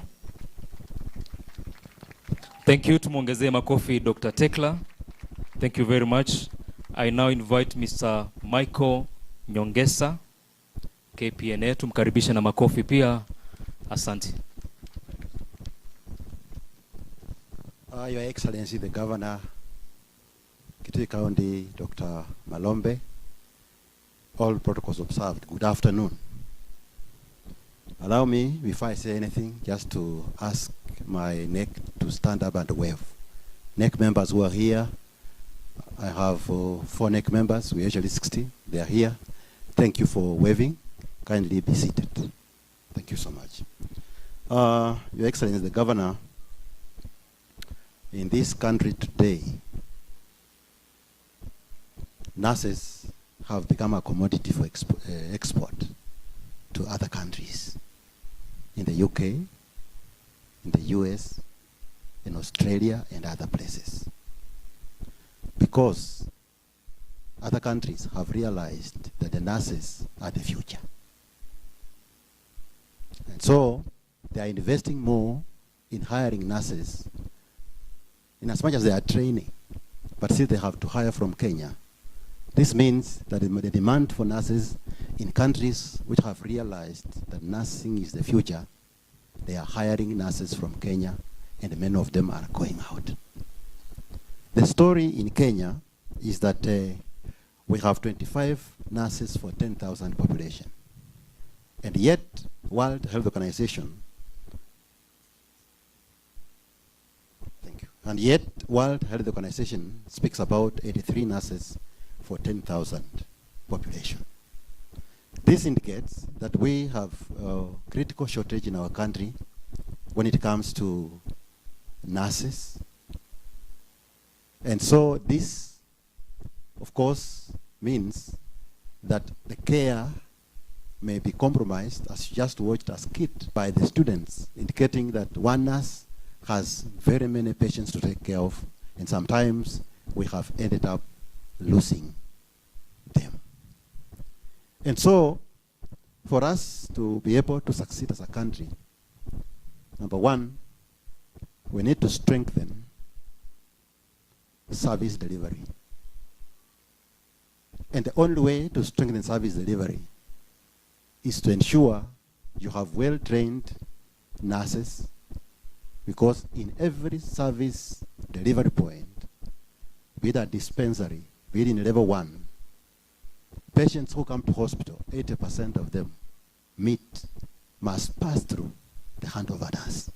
Only 20 may not.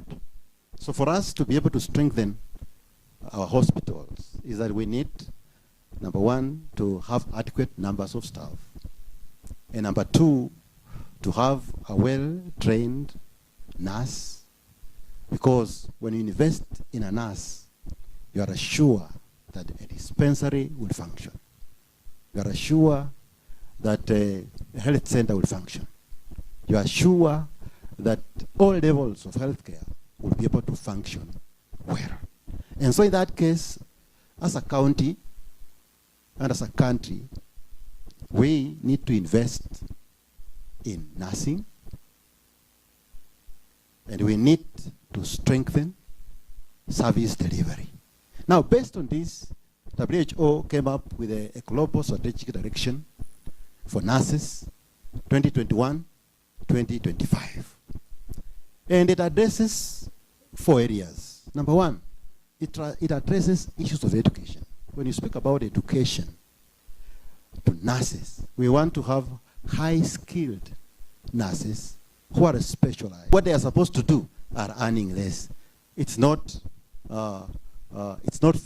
For fairness is that we better employ them on permanent basis for them to also enjoy the fruits of uhuru in this country.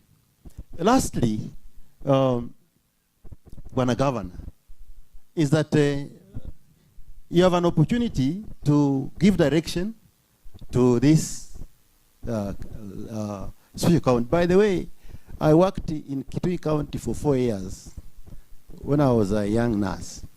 I worked here at level 4, and it has reminded me that I was here, and I'm happy to be here.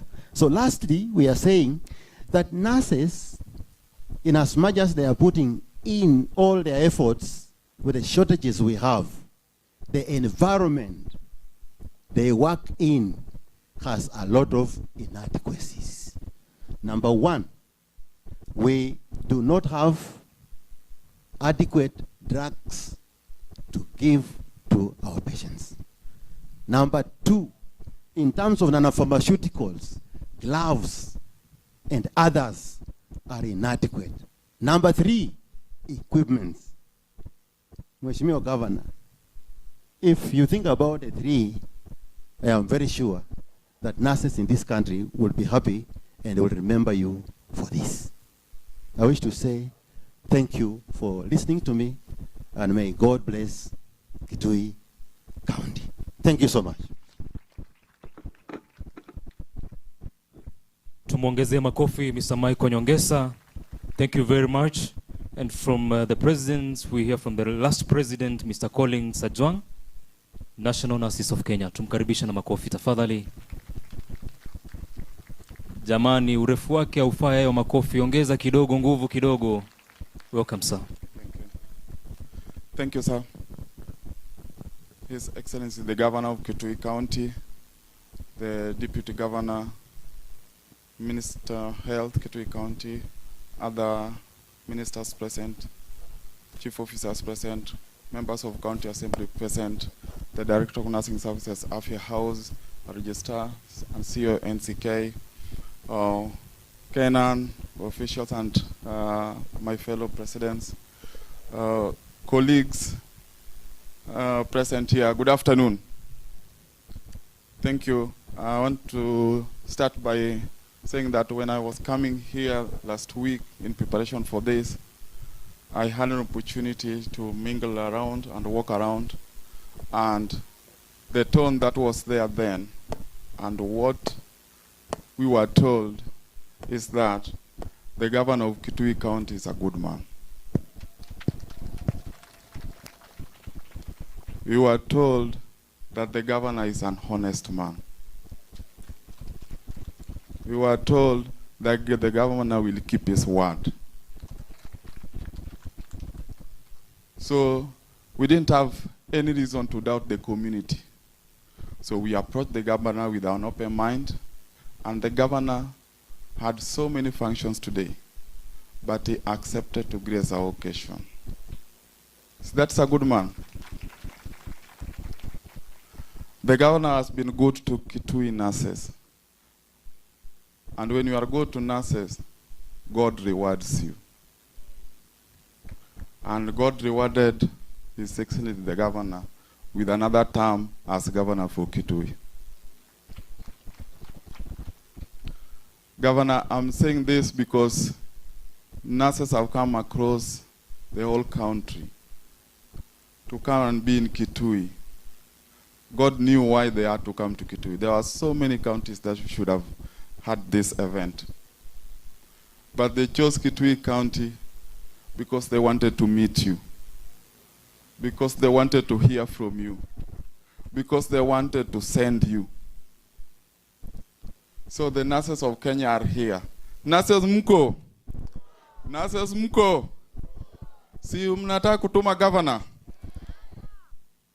Governor, through your wisdom, through your actions, you have demonstrated that you can help this country. You can help the health system. You can strengthen health systems in Kenya. We are asking you and sending you. You have demonstrated to be a good governor of Kitui County. Now be our champion and champion for the nurses of Kenya. One, to be paid on time. Two, to be employed. Three, to strengthen our service delivery. In strengthening our service delivery, my colleague has talked eloquently about it. But we are able, through your leadership, you are able to do more allocation in health so that health can be given a priority by the county governments. Your Excellency the Governor, we are a profession with an agenda. We are an association with a vision. I'm happy you are Governor. You have recognized NNK and promised to work with us to Montreal, Canada. Kindly, Governor, in your entourage, remember to have a few nurses with you. I want to request this, Your Excellency, to introduce my colleagues in the National Executive Council, the board of NNK. Kindly, those who are there with us, kindly just stand up so that the nurses and the leaders present can see you. Thank you. These are our board members of NNK. We welcome you, all of you, to Kitui. Thank you so much. I want to recognize the presence of our branch chairs who are here. Kindly just stand up so that we can see you. Thank you. Vega is present. Kakamega is present. So thank you so much. I've not seen the chair of KNH. He is somewhere there. And Governor, that's our strongest branch with a total membership of 1,200 members. We look for more recruitment of nurses from here to join the professional body. Thank you. We have got our colleagues from here. Thank you and feel welcome. Trans Nzoia, you are recognized. Thank you, Honorable Governor. I want to finally conclude by saying that nurses, we have been put to test. And this is the last hurdle that we must overcome as a team. We know what we want. But the forces against nursing and nurses are so much. There are so many. Just a few months ago, the reorganization of the directorate at the ministry did not go down well with the nurses. Despite nursing being anchored in the Kenyan Constitution, Health Act 2017, nursing directorate was not recognized at the ministry. We raised an issue with the minister. We wrote to her. We are to meet her. But I'm happy that currently, when I was talking to the director of nursing, she has been requested to a meeting over the same, and I think something good is going to come out of it. Finally, I want to say, under the directorate, nurses have a chance, because we have got several divisions that we can have under the directorate. We have a plan that's strengthening nursing. Start with creating a directorate under the central government and every county government. And each directorate can have a division. We are advocating for the division of education and research. We are advocating for a division in nursing issues, deployment, internship, exchange programs, and non-farms should be under nursing issues. Finally, we are proposing that under the Directorate of Nursing, we have community health, so that nurses can have a grip of RAMCA activities.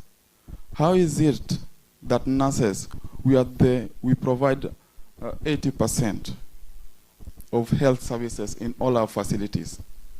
We run MCH FP services, but the person who controls family planning is not a doctor. The person controlling immunization is not a doctor. It's not a nurse. The person who controls family planning is not a nurse. The person controlling immunization is not a nurse. But nurses run 90% of these services in all our health facilities. We need to strengthen this and bring it under nursing, under community health division, so that nurses can feel accepted, respected, protected, and energized to perform. Otherwise, thank you so much. God bless. Tumwongezee makofi. And finally, before we move to the next part of the program, allow me to invite Dr. Edna Talam, CEO, Registrar Nursing Council of Kenya. Tumkaribisha na makofi tena. Thank you so much. Our chief guests are Your Excellency Governor, Dr. Julius Malombe, Your Excellency Deputy Governor, our CC Health, Madam Koki. All protocols observed. Good afternoon. Since my colleagues have spoken and I'm the regulator, I will try to be able to keep up with the standards, and I'll summarize my points within the next 4 minutes. As we celebrate today, and as my colleagues has been able to point out many issues, including why we are here, why we have our theme, our nurses, our future, and of course, the art and science of midwifery being celebrating the evidence to reality. Let me just quickly highlight why the council is there. The Nursing Council of Care is there to protect the public. And for that, we need to ensure that we enforce the standards, we have the regulations, and within that, we ensure that the nurses and midwives we produce have the right competencies, and we maintain those competencies. But in that regard, I just want to point a few issues that I want to seek, that as we move forward, and through you, Your Excellency, and of course, through the leadership of the health management within the Kitui, we are happy to collaborate with all county governments in collaborative regulations. You've seen a lot of standards, a lot of regulatory reforms we have, inspections and the report, and I'm sure Madam Koki, all of them are in your desk. It is for us to be able to think through how we need to enhance our services, how we need to improve the clinical practice for both the nurses and the midwives who are working there, and even for our students within the KMTC. Again, our conversation also surrounds how we need to retain. My colleagues have spoken, and I do not wish to be able to talk more about the working environment, the remunerations, and the retention. But I'm informed by my colleagues, even as I sit here, by today, we have 1,700 nurses for the last 3 months who have applied for immigration. And as I left the office yesterday, I had to sign over 120. And these are self-migrating nurses that they go, they look for jobs. It's not even within the BLA that we are discussing with the UK government. But then how do we need to do that? And that is where we say that we come together, because in our next 5 years, it will be issues of fragile health systems. And I also want to urge, even as our nurses goes, and those who wants to come back, let us be able to ensure that we have a way that when they come, their jobs are still there, they have gained experiences, they have gained competences, and if they want to come home, we really need to welcome them, and we assure them that their jobs will still be there. Because I want to tell you, Bwana Governor, I have over 50 nurses, they want to come back. They went there, they thought it was greener pastures. They have gained their competencies. Their children are in universities. They want to come back and retire. But we don't have a system of allowing them to come back. I just want to say that let us continue this conversation, and through your good office, we can advance this conversation to the entire COG. As I finish, we have made a lot of requests. But under our Vision 2030, of course, starting with SDGs, Vision 2030, we talk about our Kenya Manifesto, Kenya Kwanza, and the primary healthcare. We have requested a lot. Your Excellency, allow us to manage the primary healthcare. And next year, let us come back here and see what is it that we've done to address the primary healthcare, and that is what we are requesting. Allow us to manage the community, Tier 1, Tier 2, the dispensary and health centers. Give the nurses leadership. And Bwana Governor, I assure you those are low-hanging fruits. We are not requesting for much. May God bless you, Your Excellency. May God bless Kitui County. May God bless Kenya, nurses and midwife, and Africa that we want. Tumongeze Dr. Edna Talama Kofi tafadhali. Thank you very much, ladies and gentlemen. This is to bring to your attention that this event is live on YouTube. If you want to search and follow, it's International Nurses and Midwives Week, Launch 2023. And it is on the same note that I've been requested to recognize our partners and sponsors.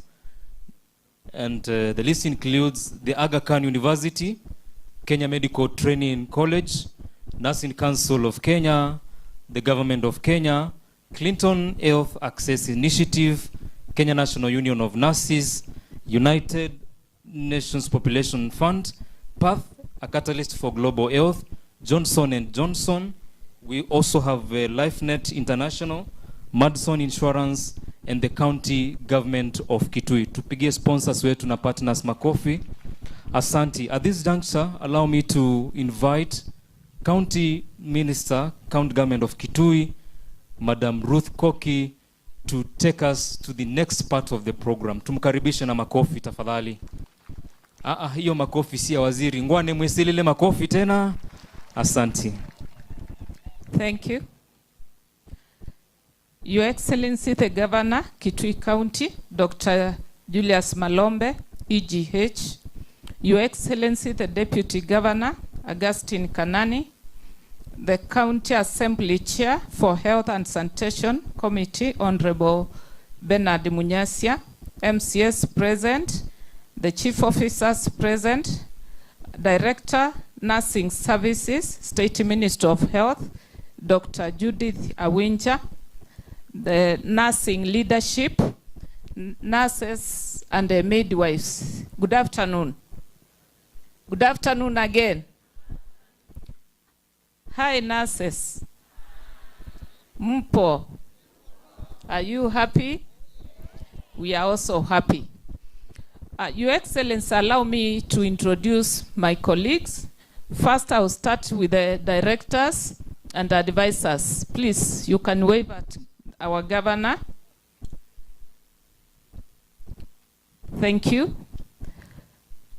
Allow me to introduce the chief officers present and the chief of staff.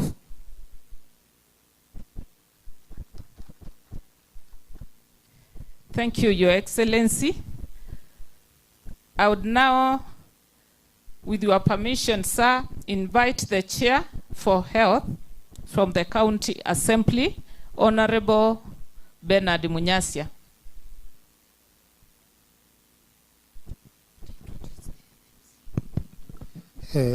Thank you, Waziri, Your Excellency, the Governor, Your Excellency, the Deputy Governor, and all protocols observed. Allow me to greet you. Good afternoon. I'm Bernard Mwangangi Munyasia, Chair, Health and Sanitation Committee, County Assembly. Your Excellency, I've been sent by greetings by our speaker, who was invited here, and because of some engagement, he could not make it. Mine is to congratulate this event and organizers for bringing it to Kitui County. We have learned a lot, Your Excellency, when you are not around. For example, there were students who were performing from our university here. Which one? Seku. The nurses are so good to us, especially men, because I've understood now we can join our women when they are giving birth. Though there was a nurse who was very arrogant.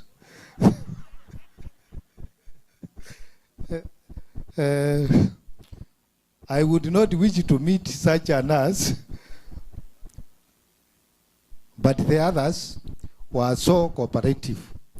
We have also learned that nurses play a very good and important role. I did not know when I will be dying, a nurse will be near.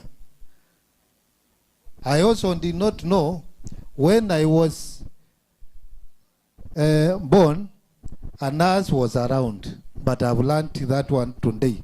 So, tupigeni nurses makofi. Congrats for good work. Waziri, we had a few MCS, but they have left for another engagement. Thank you. Thank you, Mheshimiwa. Now I would want to invite Director, Nursing Services, Dr. Judith Awinja. Tumkaribisheni na makofi. Karibu daktari.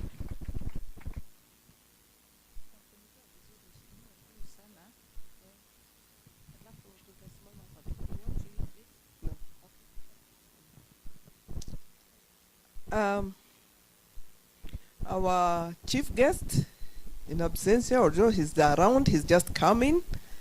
Our deputy governor, CEO of Nursing Council, President of KPNA, President of MAC, President of NNK, the County Assembly, and the county at large, the union, my fellow nurses, good afternoon. Good afternoon once again. I'm so humbled and happy to be with you this afternoon, and I am very grateful that we are all together now. You know, our associations have just been talking here. MAC has talked, KPNA has talked, NNK has talked, but you have never seen one such a thing in this country, what I can assure you. And this means unity of purpose is very, very key. And I want to encourage nurses to continue working in harmony and being one team. We have never had Nurses Week that combines all the nurses and midwives of this country. And therefore, I really want to salute all of you and to salute the presidents of these associations. Clap for yourselves. That is a very big step forward. And I would not be faithful, or I would not be good if I would not have mentioned this. If I would have not mentioned this, and I'm very happy about this. One thing I want to say, nurses, the way, you know, when you become last anyway, most of the things are said, but I have to click on some of a few things as nurses. You know, when you say our future, we are actually looking upon seeing how best we can manage, or how best we can address the challenges, the global challenges in future, the set goal challenges in future, and how best we can do things as nurses differently, that people can recognize we are there. There are so many things that are being done, and I can tell you one story. We were seated one time with the registrar in a meeting with the British Union, the British Embassy, the Commission of British Embassy, and what they told us, they did a report, or they did a research, global research, and what they came up with, although the report is not yet out, is that the Kenyan nurses are the best in the world. Could you clap for yourselves? What is it that you are doing you are so different? What is it that you are doing that you are so different? You have been so resilient. You have really stood by every other challenge. You have stood with all the turbulences. In the pandemic, you were there recognized. I was even in a team that I was told, can you go and call back the critical care nurses that have retired? Can you imagine how important you are? And can you still put the spirit up so that we can continue being what we are? Now I would wish to say that we address the challenges, and we also have goals set in our country. Although it is set globally, we also have the Vision 2030. We also have the manifesto that we have to address in this country, which is really critical. Now I want to give you an example.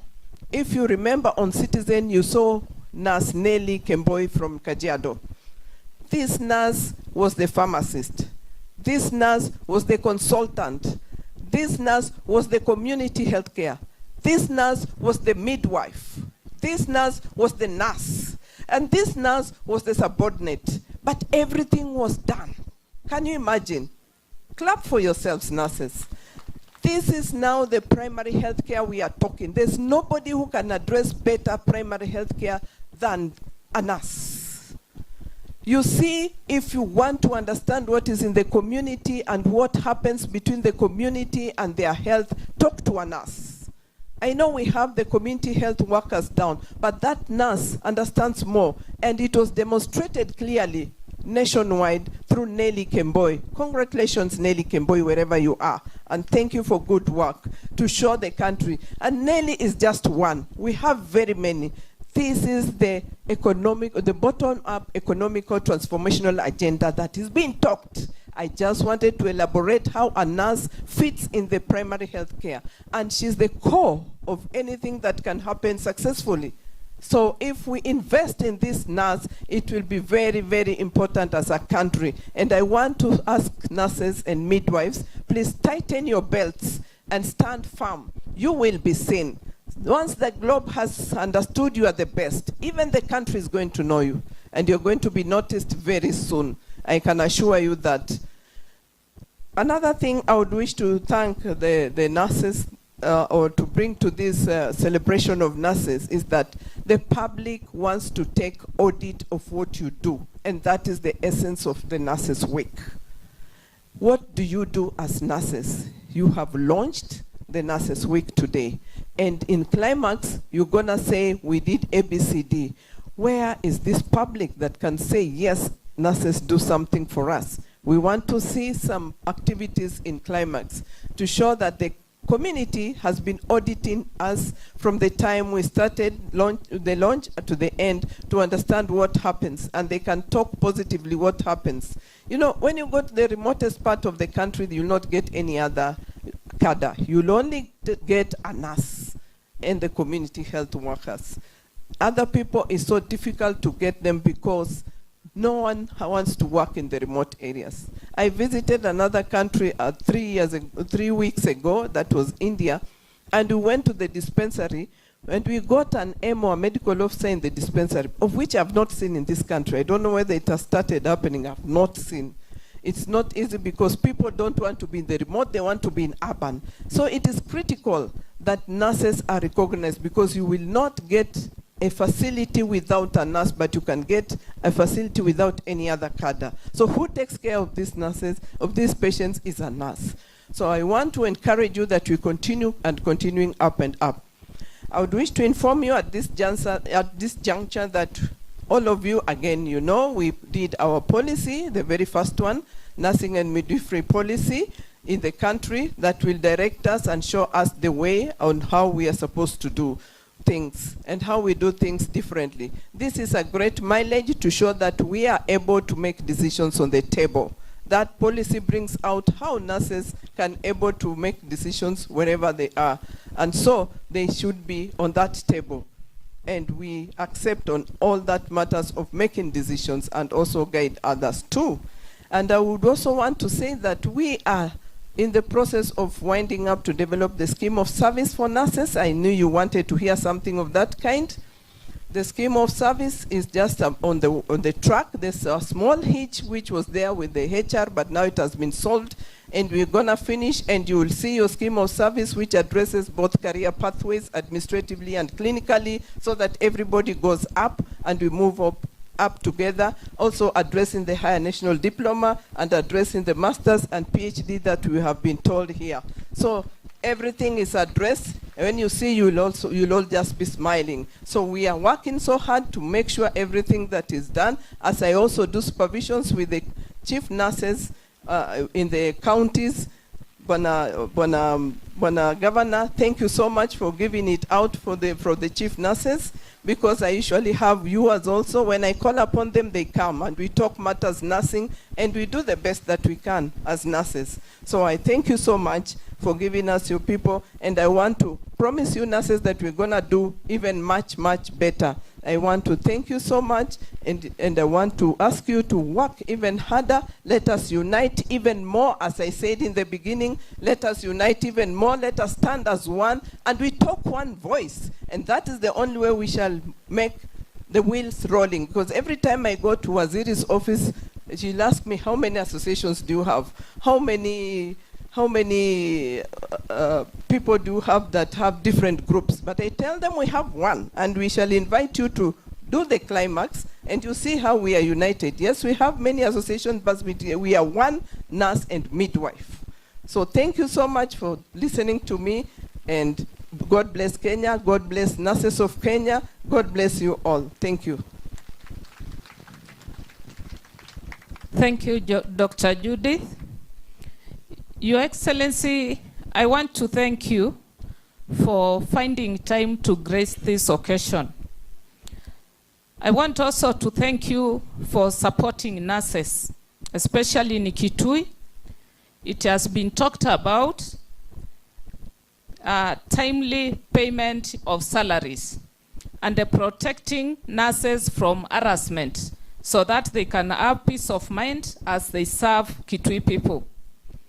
Your Excellency, I want to thank you again for your plans, guidance, direction, and instructions to ensure a good working environment for all health workers, nurses included.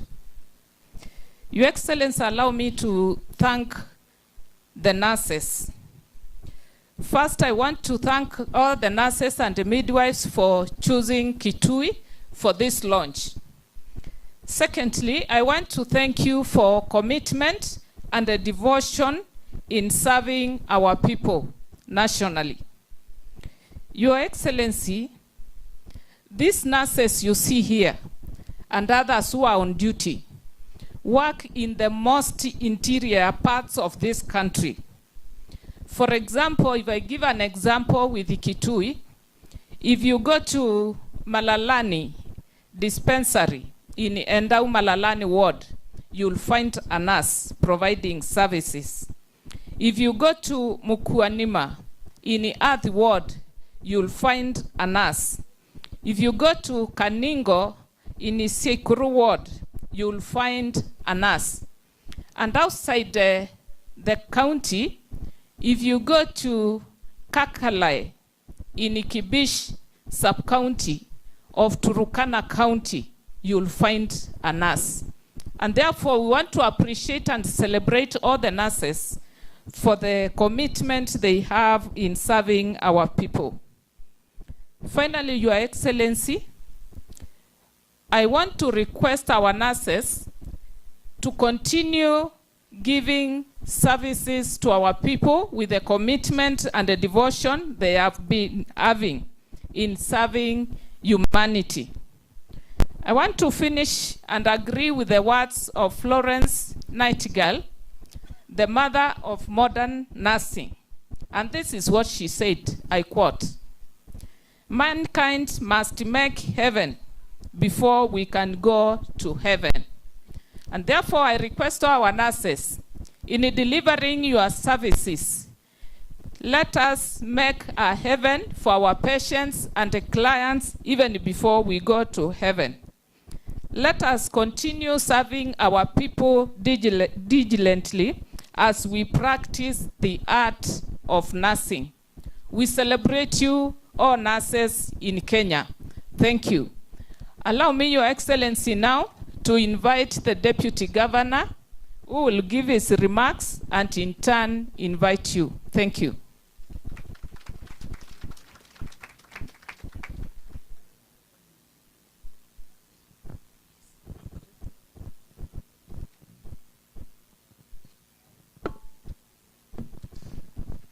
Your Excellency, the Governor, Kitui County,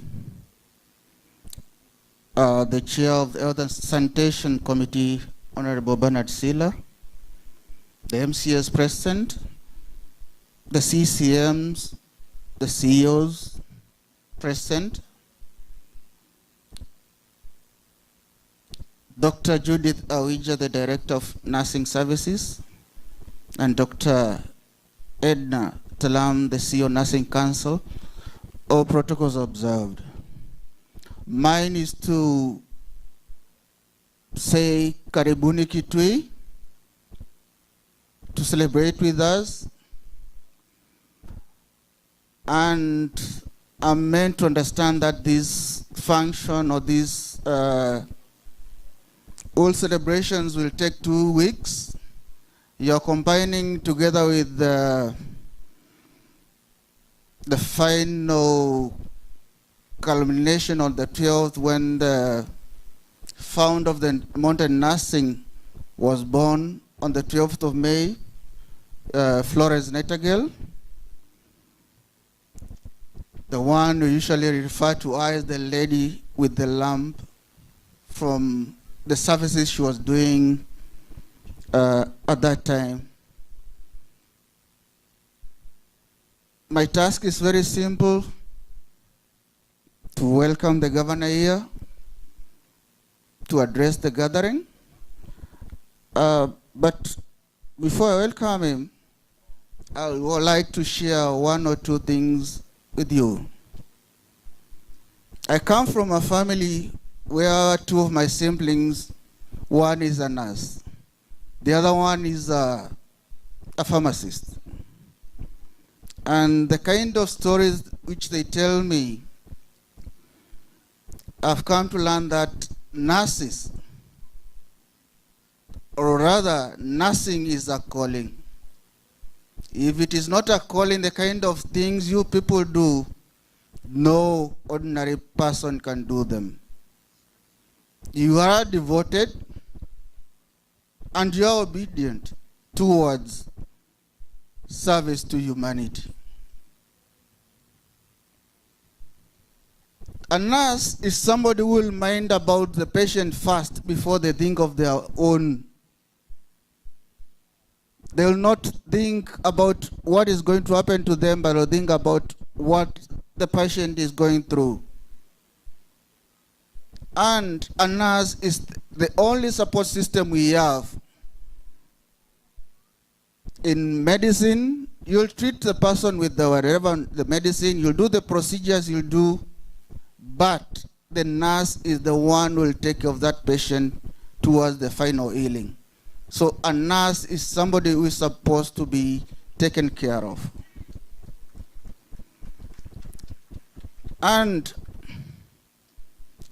as you finalize the celebrations in the final week, although I understand the current theme of this week is our nurses, our future, I'm also meant to understand that the final week that will be ending on 12th, you'll be having another theme like nurses make a difference anytime, anywhere, and always.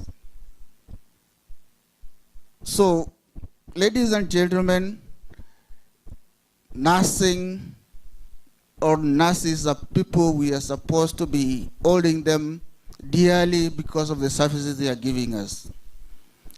And without much further ado, it's my pleasure and honor to call upon the governor of Kitui County to address the gathering.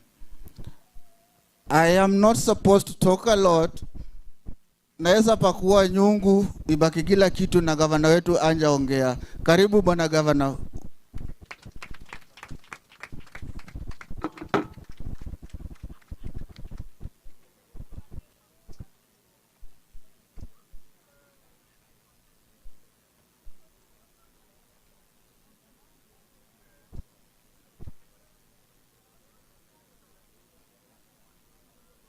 Kidogo.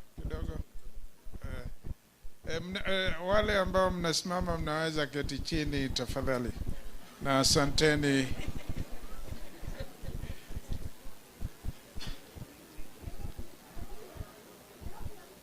Of a written speech which officialdom requires I read through it before I make any remarks outside the speech. So bear with me. But before I read the speech, let me take this opportunity to welcome all of you and allow me to say all protocols observed. Karibuni sana nyinyi nyote ambao mmetoka nje ya kaunti yetu. We are very pleased to have you in our county. Indeed, nurses are very important professionals.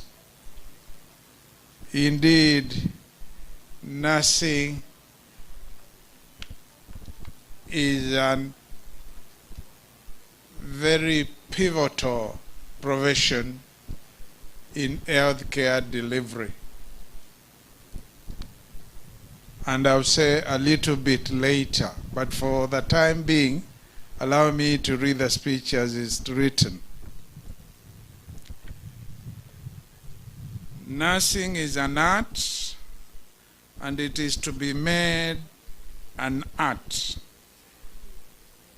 And if it is to be made an art, it requires an exclusive devotion as hard a preparation as any painters or sculptors' work for what is the having to do with the dead canvas or dead marble compared with the having to do with the living body, the temple of God's Spirit. It is one of the fine arts, I'd almost say the finest of fine arts.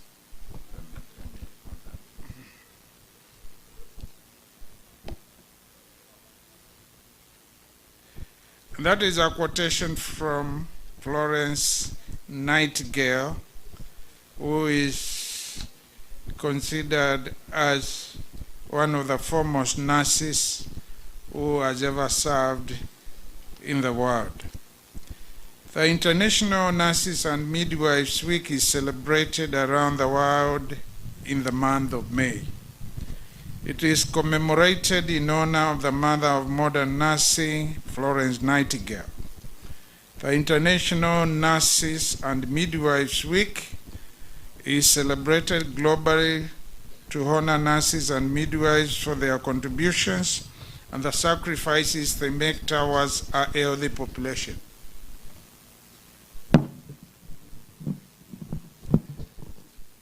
The occasion is also meant to promote awareness of the crucial care provided by nurses and midwives to the community, especially mothers and their newborns. This year's theme is Our Nurses, Our Future, and Art of Science of Midwifery, celebrating evidence to reality. Globally, and as a country, we are just coming out of the coronavirus pandemic, and we have seen nurses and midwives fighting from the front as a result. We have learned lessons, and we know nurses and midwives should be at the forefront in order to address the global health challenges and improve global health for all. This can happen if we ensure nurses and midwives are protected, respected, and valued. Therefore, the theme, Our Nurses, Our Future, will shine the light on nurses and midwives to a brighter future, moving from invisible to visible in the eyes of policymakers, the public, and all those who make decisions affecting the delivery and financing of health care. The National Nursing and Midwifery Association's members locally and across the world look forward to celebrating and working together to chart their future direction in order to meet the needs of the new normal, as well as the Sustainable Development Goals, universal health care, and health for all. My administration is committed to support all initiatives by nurses and midwives that are geared towards improving the health of Kitui residents. In Kenya, nurses and midwives have formed an integral part of medicine for centuries. They are frontline caregivers and backbone of health care globally. Their roles range from direct patient care and case management to establishing nursing practice standards, developing quality assurance procedures, and directing complex nursing care systems. While midwives support women through pregnancy and childbirth, providing antenatal, intrapartum, and postnatal care, and family planning services, as well as breast and cervical cancer screening. In emergencies, they can also perform basic emergency obstetric care.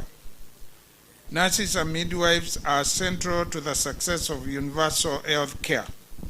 With adequate investment in nursing and midwifery, health indicators will improve and attainment of sustainable development goals will become a reality. Kenya's maternal mortality rate stands at 342 mothers per 100,000 live births. This is unacceptable. As the ADG goals target to reduce the global maternal mortality ratio to less than 70 per 1,000 live births before 2030. Contribution that nurses and midwives make towards achieving the Sustainable Development Goals and universal health care coverage cannot be underestimated. If fully integrated into the healthcare system and with the necessary enabling support, nurses and midwives have the capacity to provide a wide range of clinical interventions, hence contributing to broader health goals. These goals including advancing primary health care, addressing sexual and reproductive rights, promoting self-care interventions, and empowering women. As we celebrate nurses and midwives, I urge them to offer their care with compassion. As Mother Teresa once said, and I quote, "Kind words can be short and easy to speak, but their echoes are truly endless," end of quote. My administration in Kitui County is closely working with partners and stakeholders, among them nurses and midwives, to improve the quality of reproductive, adolescent, maternal, and child health. We are supporting the development and implementation of county strategies to accelerate the reduction of preventable diseases, maternal and newborn illness and death, and to improve every life in the county. Kitui County boasts of a workforce of 817 nurses who are doing a commendable, and I mean all the facilities and delivery systems have nurses.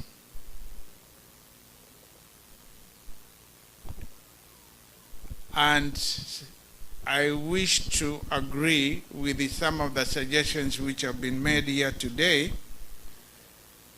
that nurses have come of age. And why do I say that? I say that because this country is ours and we know it. And we know nurses have not had even a scheme of service. You have just heard the scheme of service is just being prepared. Compare that with the doctors. They have a scheme of service. I recall in the during my first term, 2013-2017, there was a doctor's strike which lasted 6 months, and eventually they had CBAs which were signed individually by all the counties and the national government, which really provided them with very good terms of service. But the same was not enjoyed by the nurses. And thank you, nurses, because you opted not to go on strike, but you have opted to negotiate. And I know you have sent me to the other colleague governors. Our chair of the health committee, other kinds of governors, is governor of Tharaka-Nithi, Mudhomi Njuki, and I will certainly talk to him regarding this event today and some of the things I've heard today. And when it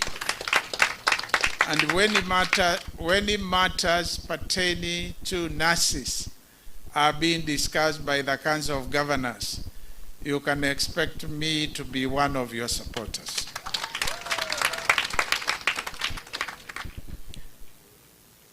I've heard the request that nurses should have directorates within the health ministries at county level.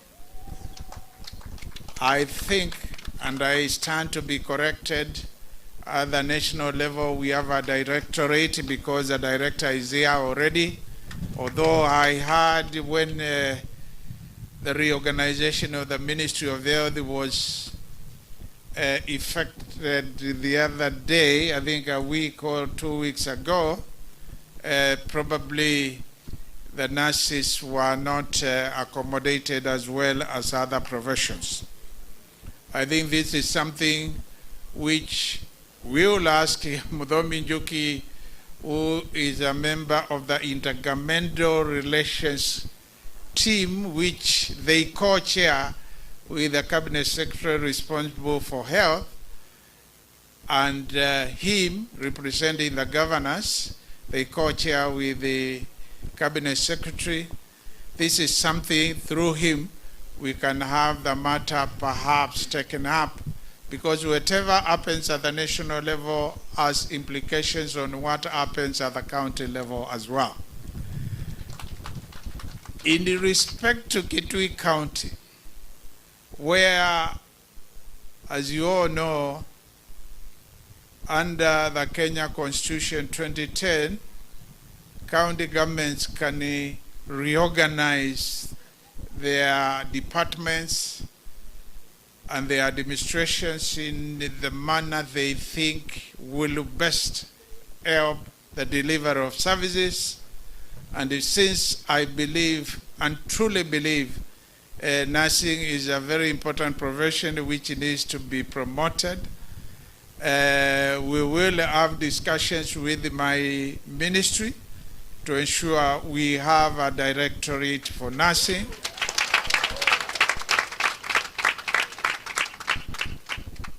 And certainly, of course, have a nurse heading that particular directorate.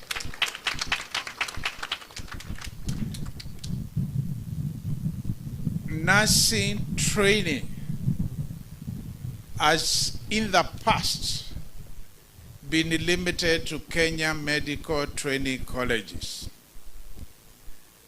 But now, many universities offer nursing courses to degree level, master's level, PhD level. And that's the reason why I started by saying the nursing profession has come of age, because it has moved from where it was to where it is now. And the Kenya medical training colleges, the number has increased phenomenally over the last 8 to 10 years. I'm saying this because I was governor in 2013, that I was elected first term, and I knew the number which was there, and I know when Professor Kaloki was the chairman of KMTC, they really established many KMTCs so that we can train as many nurses as we can as a country. Here in Kitui, we initiated 2 Kenya medical training colleges then, which were not there. One at Mwingi and one in Kitui South at Mutomo.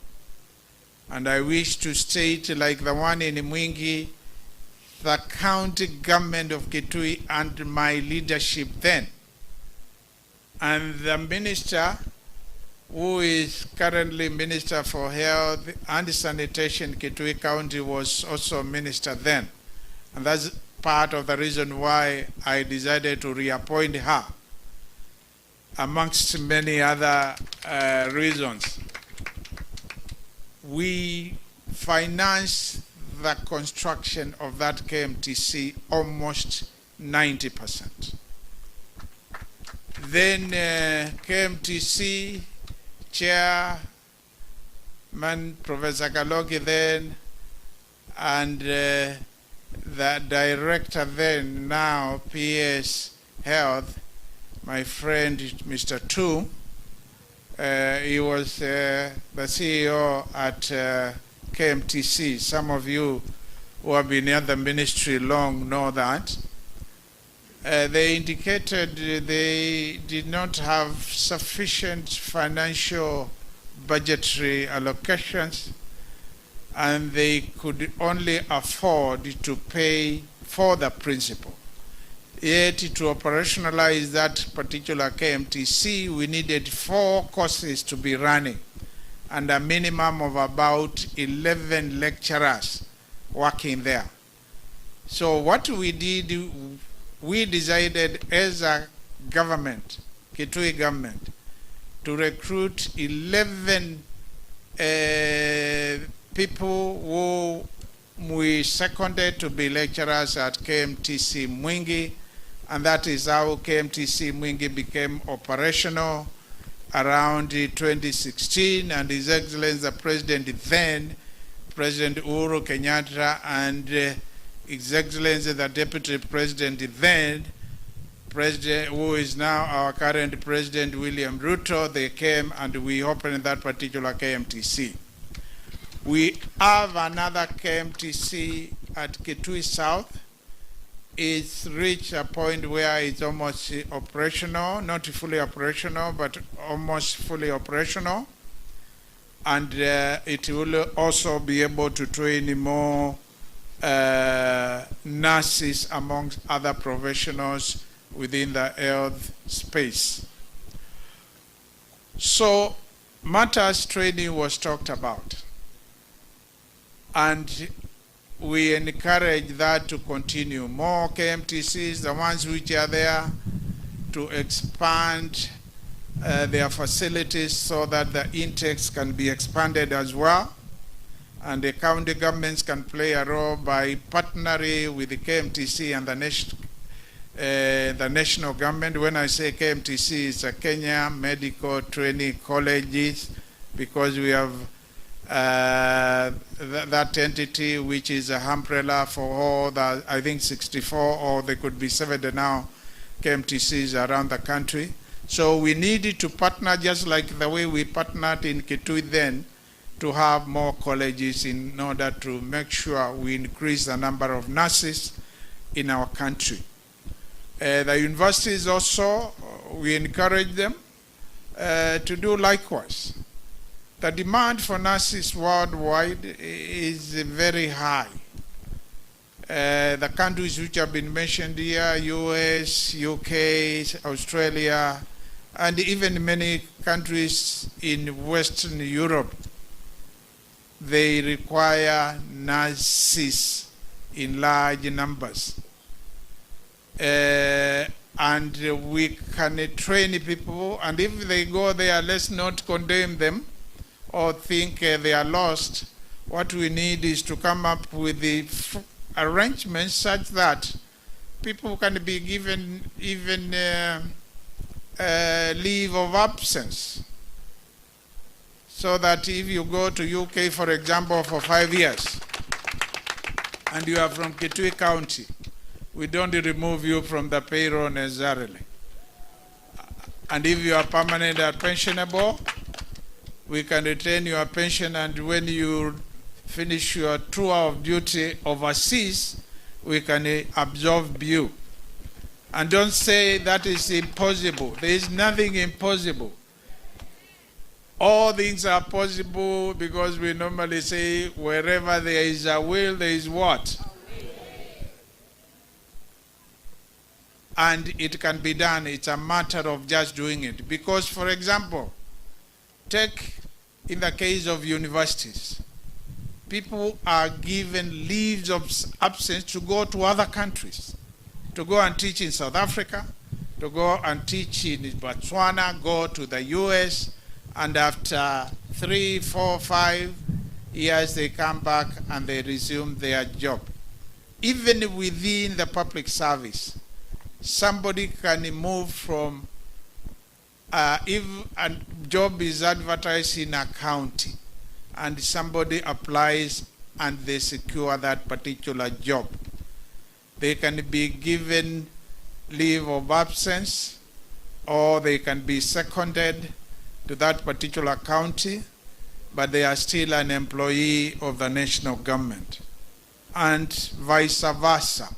So we encourage this so that we don't lose manpower and people don't fear from moving from one level to another one, or from this country to another one, because they will lose their pension benefits and other benefits. I know these things have not happened, but I have said if they can be made an agenda and if they can be discussed, they could be accommodated within our systems. With respect to financing health care, I must admit, is very expensive. For example, in Kitui County, our total budget is about 11 billion. And out of that 11 billion, the Ministry of Health is allocated this coming financial year about 3.5 billion Kenya shillings. That is about 32% of that total budget. Yet when you look at our health facilities, the personnel are not sufficient. When you look at the pharmaceutical and non-pharmaceuticals, you find they are not sufficient and they are lacking. And this does not apply to Kitui County. I can tell you it applies across all the 47 counties and even at the national government level and even at Moi Referral and Teaching Hospital, Kenyatta, and so forth.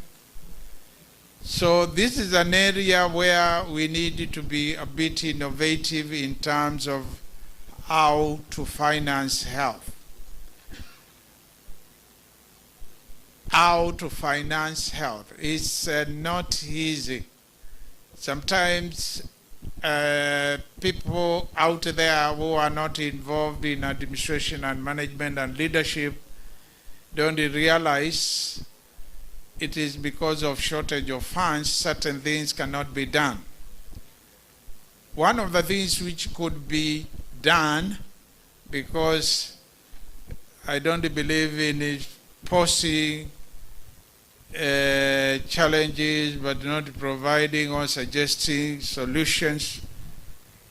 One of the things which could be done is for the leadership of counties, the leadership of the ministries of health,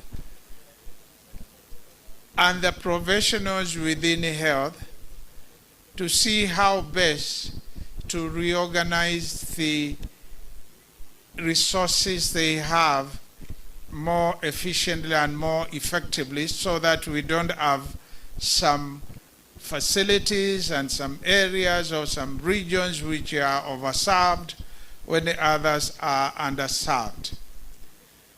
For example, in Kitui we have a challenge. You go to some health facilities, the level 1, 2, and 3, and you find that you have only one nurse or one clinical officer, and there is no nurse.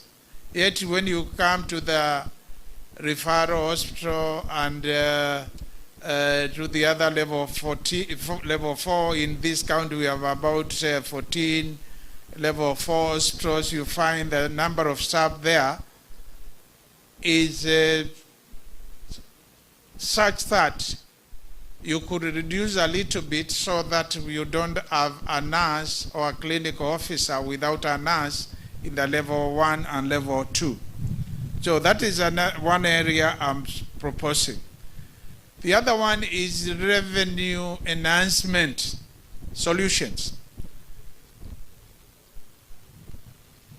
Counties can enhance their revenue by sealing the loopholes through which the revenue is lost, and once that is done, then health is allocated a little bit more in order to recruit more nurses and to be able to purchase and supply the pharmaceuticals and non-pharmaceuticals which are required.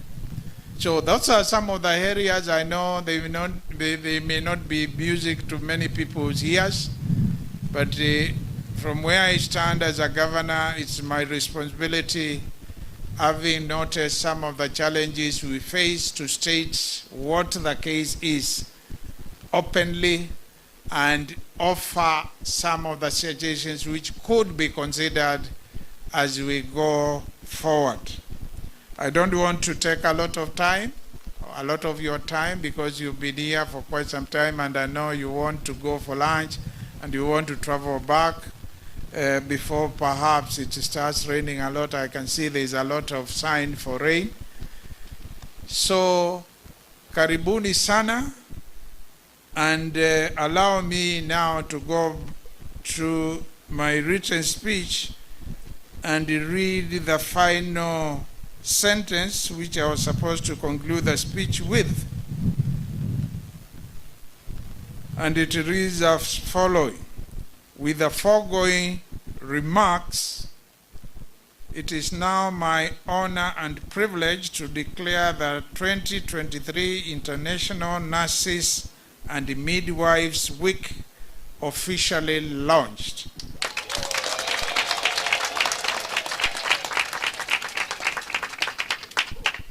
God bless you all. God bless the nurses and midwives fraternity of Kenya. Thank you very much.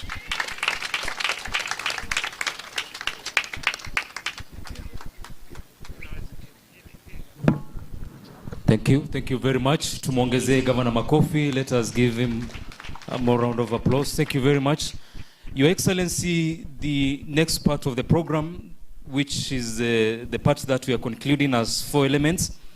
The first one is you will present awards to nurses and midwives. Then we'll cut a cake. Then we'll gift you. There's a gift for you, Your Excellency, and thereafter we'll have a group photo. I don't know how we'll manage that part with this kind of weather, but I will try. So protocol tafadhali nitaomba muweze kutusaidia, and I would like to invite Madam Celestine Mwamburi, County Nursing Officer, please to guide us in that part of the program. If it is in here, you let us know. If we have to use umbrellas and go at that dais because it was meant for that, then you also guide us. Thank you very much. Our Excellency the Governor, we will be honored if you can present these certificates to the nurses. The nurses are the ones I had mentioned before, that they have won several awards. And the nurses for the county, the award, we are calling it Extra Mile, because we listened to their stories, they were documented, and we can see that they went an extra mile to serve the community. So I will request all the nurses who are supposed to be awarded, because you know yourselves, to be upstanding, so that when we call you, you can come and receive your certificate from the Governor.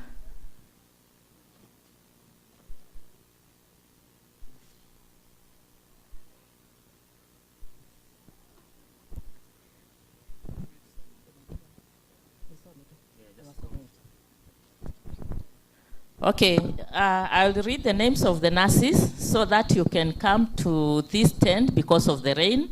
First is Jen Mumbimbaloka. We have Paul Okoth.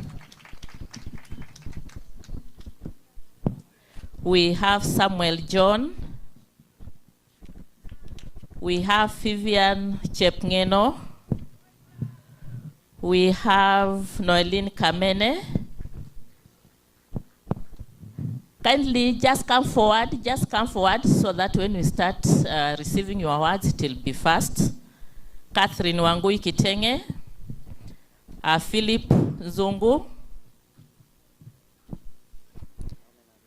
and Musioka, Esther Kananu Wajoy, such as Chalo Matingi. Okay, we can have those ones be presented first.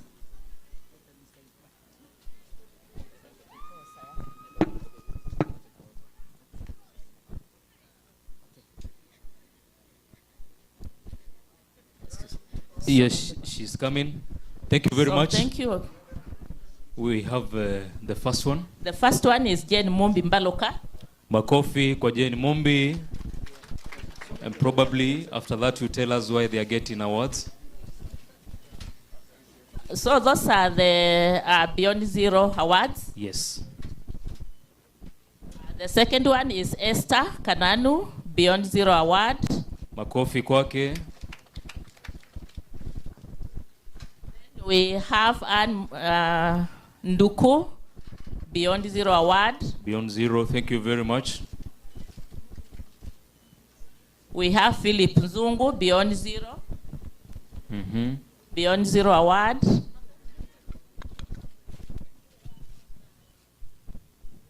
Catherine Wangui, Beyond Zero Award. And then you face the camera, people, and smile. Yes. Noeline Kamene, Beyond Zero Award.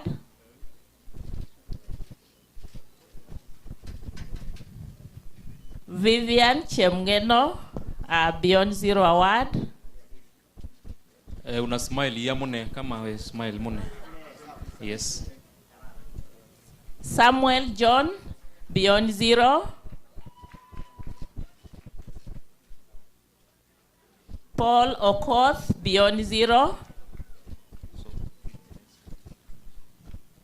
The next ones, you can come forward, please, if you hear your name. Zacchaeus Kialo.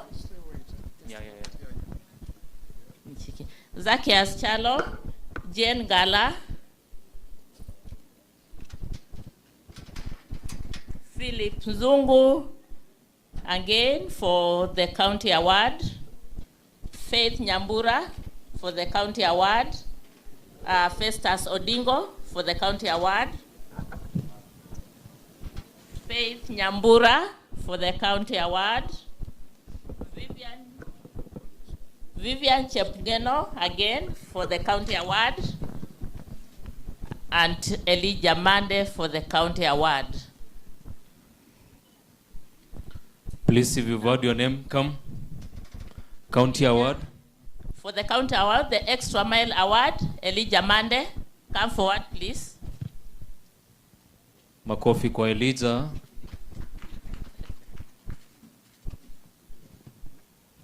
Vivian Chepngeno, come forward, please. Extra Mile Award. Yes, what is Extra Mile? She ran a lot. No. Faith Nyambura, Extra Mile Award. I mentioned that we listened to their story and we've seen that they have gone beyond their work. And Yes. that is why we are calling it Extra Award. Yes. Extra Mile. Thank you. Thank you very much. Festus Odingo, come forward, please.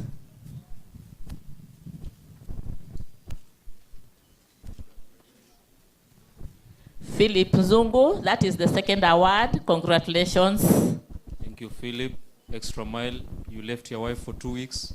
Zacchaeus Matingi, Extra Mile.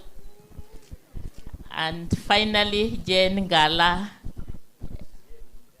Extra Mile. Thank you and congratulations to you all. Thank you so much, His Excellency the Governor. Thank you very much. Now, the next part is the cake cutting led by Madam Marceline. Please do the necessary arrangements, and then the moment you are ready, I'll be inviting His Excellency the Governor together with our presidents, the 3 presidents, our county minister, His Excellency the Deputy Governor, the chairperson, this first row here, seated here, together with our regulator, registrar of the Nursing Council of Kenya, Dr. Edna.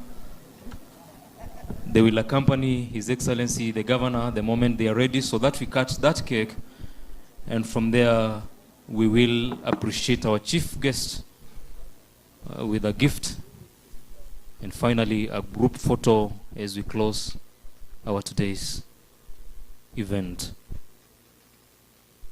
Kwa hivyo sasa tutakata keki, kipindi ambacho kitaongozwa na Marceline.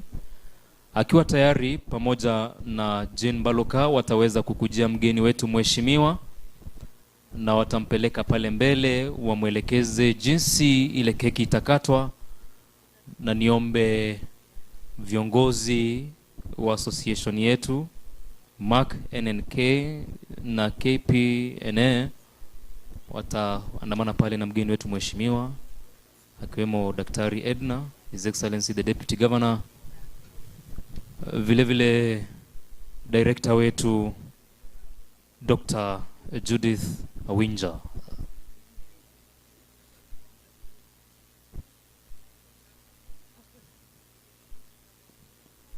Wakati wanajipanga ni kwamba kuna kikundi ambacho kilifanya kazi mzuri, they performed very well. You requested that they perform at the end of the ceremony. I'll be doing that. Kwa sababu walileta mtu ambaye amevunjika na bodaboda, wakaleta mgonjwa, wakaleta mwingine wa mguu. Lakini kitambo walete mgonjwa ambaye hajakula wa huko Shakaola, sasa na mimi nikasimamisha. So they will still perform and we get to see that. The moment you are ready, you come for the chief guest. One of you will come for the chief guest na wamwelekeze pale mbele, vile vile wampe mwongozo jinsi tutakavyoweza kukata ile keki. Wapiga picha mkae mbali. Kuna baridi, unaweza sneeze, usinizie keki ya mgeni mheshimiwa. Na madaktari wako hapa, so wauguzi wakiwa hapa itakuwa si rahisi. Yes, one of you should go and request His Excellency the Governor. Your Excellency, sir. Yeah, thank you. Asante. Yeah. All right, thank you very much. And thank you, our guests, for accompanying His Excellency the Governor. If you need a microphone, it will be brought over there. Yes. There's a microphone here. So wapiga picha pia mko wengi, msimame kiplani so that nurses can see. Tunajua mnataka kutangaza mpaka huko social media. You want some music? Okay. There's a microphone there. You can ask for the music. Patia microphone.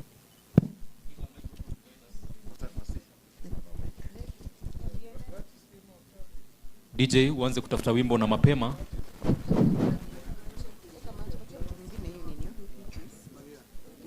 Sasa utafute wimbo mzuri, uwezi yekea governor kasikia vibaya huko. I don't know, they will ask for that particular song. Yeah. Hello, we request music. Waanze kupiga ule wimbo wa kata keki chini kwa chini, lakini kata keki chini kwa chini.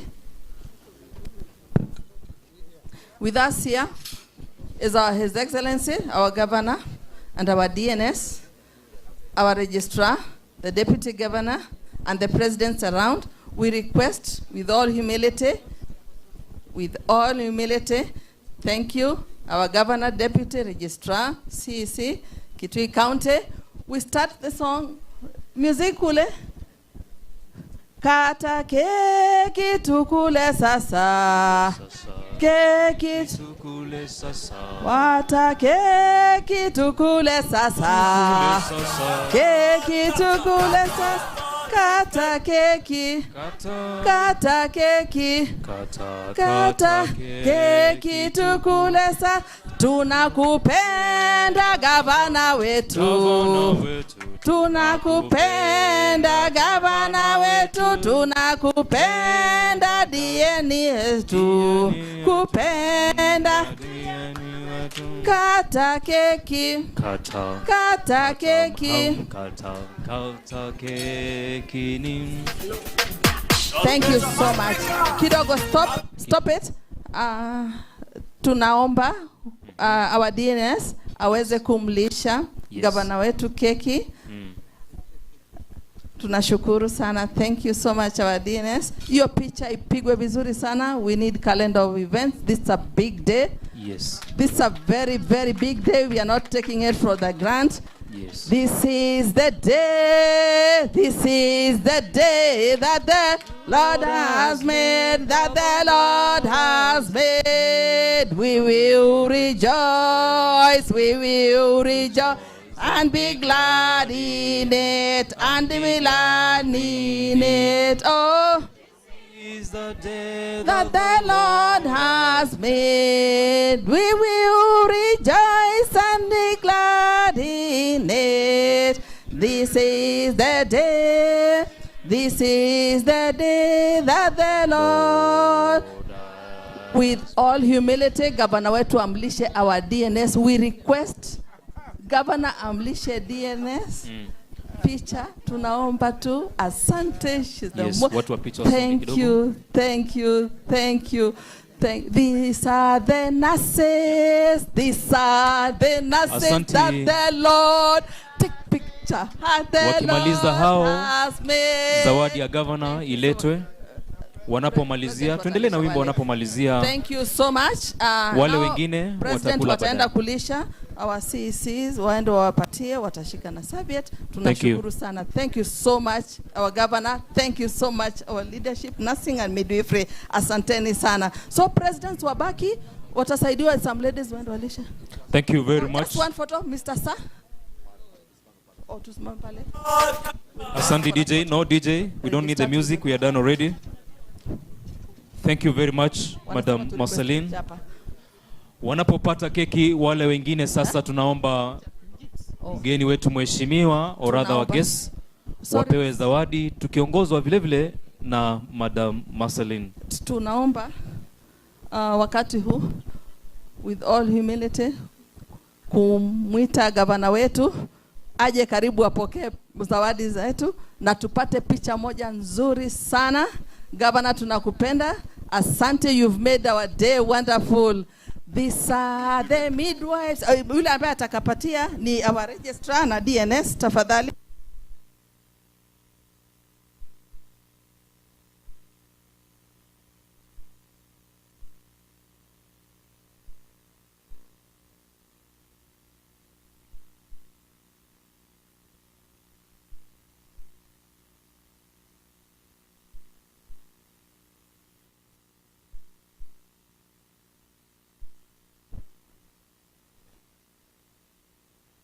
Deputy Governor. 1, 2. Deputy Governor, DG. Yes, zawadi zinapeanwa hapa in wholesale. But the most important gift is for His Excellency the Governor, Kitui County, or rather His Excellency Dr. Julius Makau Malombe, EGH. Thank you very much.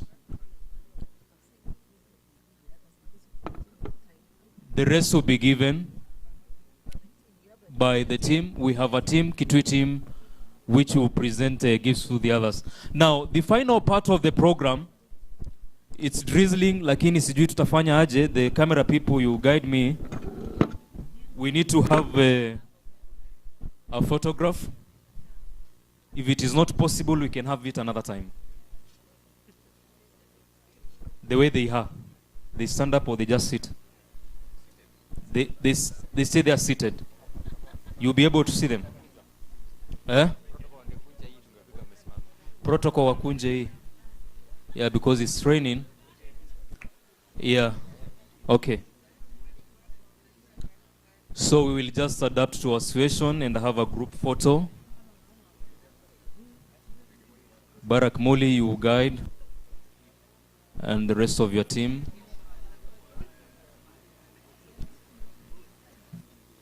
A photo should not have people at the background. Kwa sababu sasa tunataka picha ya His Excellency the Governor na Deputy Governor na wageni wao. Na sasa huko nyuma ni mimi na mimi I don't know.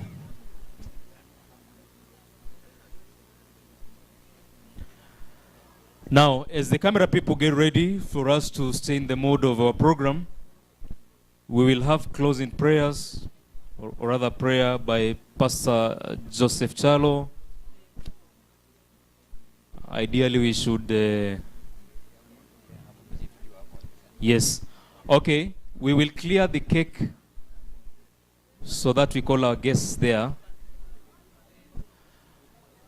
Na picha ambayo tutapiga, if you gave a speech, kama wewe umesimama hapa mbele ukatoa hotuba, wewe tu ndio utawakilisha wale wengine kwa hiyo picha. So if you've given a speech, you qualify for that photo and you represent the rest of us.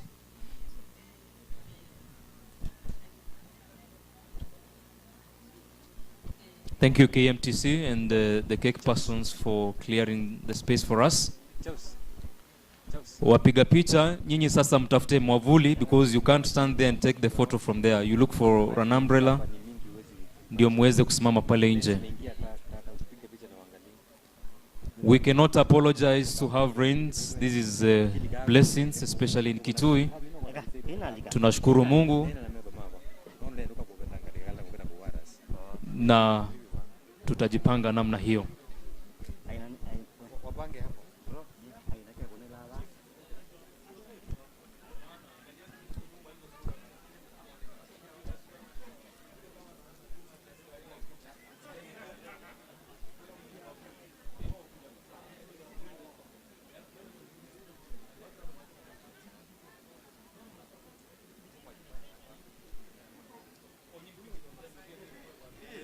Thank you very much.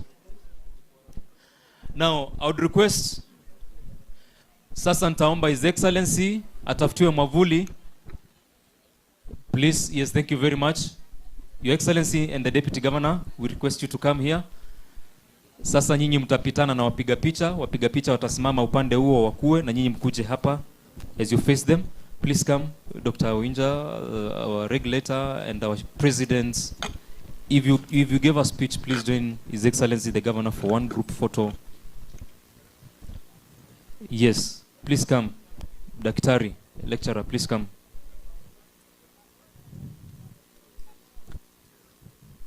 You just try to fit, if you can stand behind them if you are tall. In this unique situation, we can allow you to stand behind His Excellency the Governor because, yes. Thank you very much. Wapiga picha, I think that's very okay.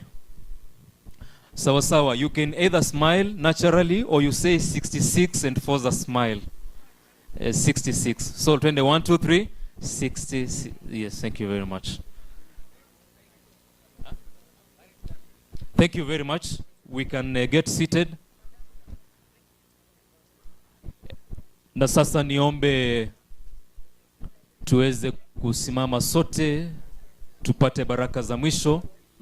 And as we do that, niwafahamishe nurses, please remain behind together with KMTC and SECU. Leaders of each team from each county, after the prayers, leaders, after the prayers, pick meal cards for your people from that registration tent.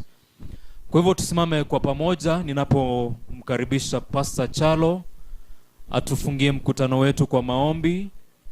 Ideally we should finish with national anthem, but in Kitui we finish with prayers because we believe in true God and we believe in His blessings. Kwa hivyo mchungaji, kuja hapa mbele usinyeshewe, uweze kutubarikisha kwa maombi. Kwa hivyo niombe kwa heshima sote tusimame na tutulie tuombe.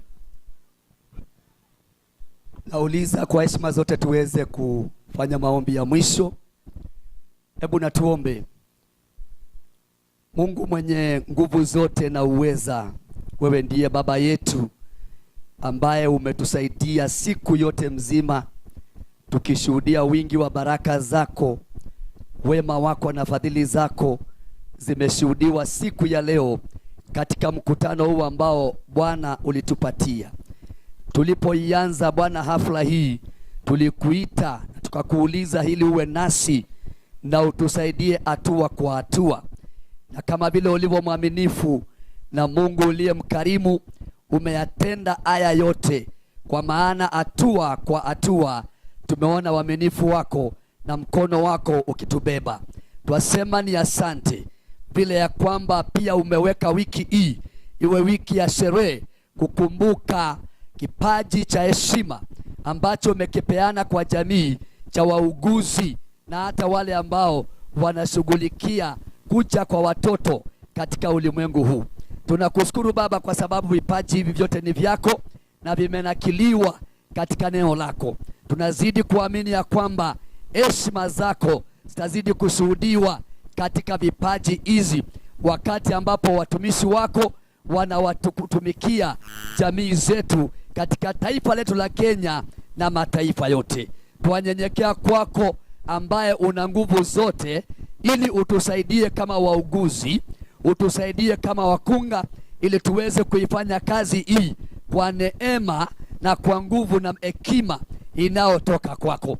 Asante kwa viongozi wote ambao wamehusika kwa njia moja au ile nyingine kufanikisha hafla hii. Tunakushukuru kwa ajili ya gavana yetu. Asante kwa sababu ya viongozi wote. Asante kwa sababu ya rais wetu. Asante kwa sababu ya taifa la Kenya kwa jumla. Kwa imani hii twainua Kenya kwako na kutangaza kwamba itazidi kuwa vyema katika nchi yetu. Tunakuuliza Baba mwema, tunapofika wakati wa kupukana kutoka mahali hapa, uwe nasi kwa safari zetu na kwa chakula ambacho tunakwenda kushiriki pamoja. Tunauliza Mungu wa rehema, uzidi kutenda mema katikati yetu na katika watu wetu. Uhimidiwe jioni ya leo na uabudiwe uliye mwenye nguvu zote, katika jina la Yesu Kristo aliye Bwana na Mwokozi wetu tumeomba na kuamini. Nafasi hii ni nafasi ya mgeni wetu mheshimiwa pamoja na wale wageni wengine kuondoka, na niombe kwa heshima tumongezee makofi mgeni wetu mheshimiwa Daktari Julius Makao Malombe kwa kazi njema ambayo amefanya na kukubali kuja kuwa nasi hapa leo. Kile kikundi chetu ambacho tulitaka kiimbe, naona mvua ni nyingi sana, kwa hivyo tutawapa nafasi ikiwa wanaweza. Kama hawezi, there's no need to expose them to harsh weather. Kwa hivyo asante sana His Excellency the Governor Dr. Julius Makao Malombe, His Excellency Augustine Kanani the Deputy Governor, our Director one and only Dr. Awinja, our Registrar Nursing Council of Kenya, or rather the CEO Dr. Edna Talam. Thank you very, very much. In a very special way, we continue to appreciate Mr. Collins Adjong, Dr. Tekla, and Mr. Michael Nyongesa, the presidents of the associations who have made us to meet here today. Asanteni sana, our nurses from all parts of this country. Thank you very much, very much Machakos County, Asante Mombasa County, Asante Kakamega County. Thank you very much Kilifi County, Madare National Teaching and Referral Hospital. Thank you very much for being with us today. Kirinyaga County, Asante. Embu County, Asante. Kwale, thank you very much. Meru, thank you. Vihiga, thank you. Kitui, thank you very much for hosting us. Tunawatakia kila laheri na asanteni sana. Kwa hivyo, DJ, you can give us some music as we conclude our day. My name is David Musili. Thank you so much for your time.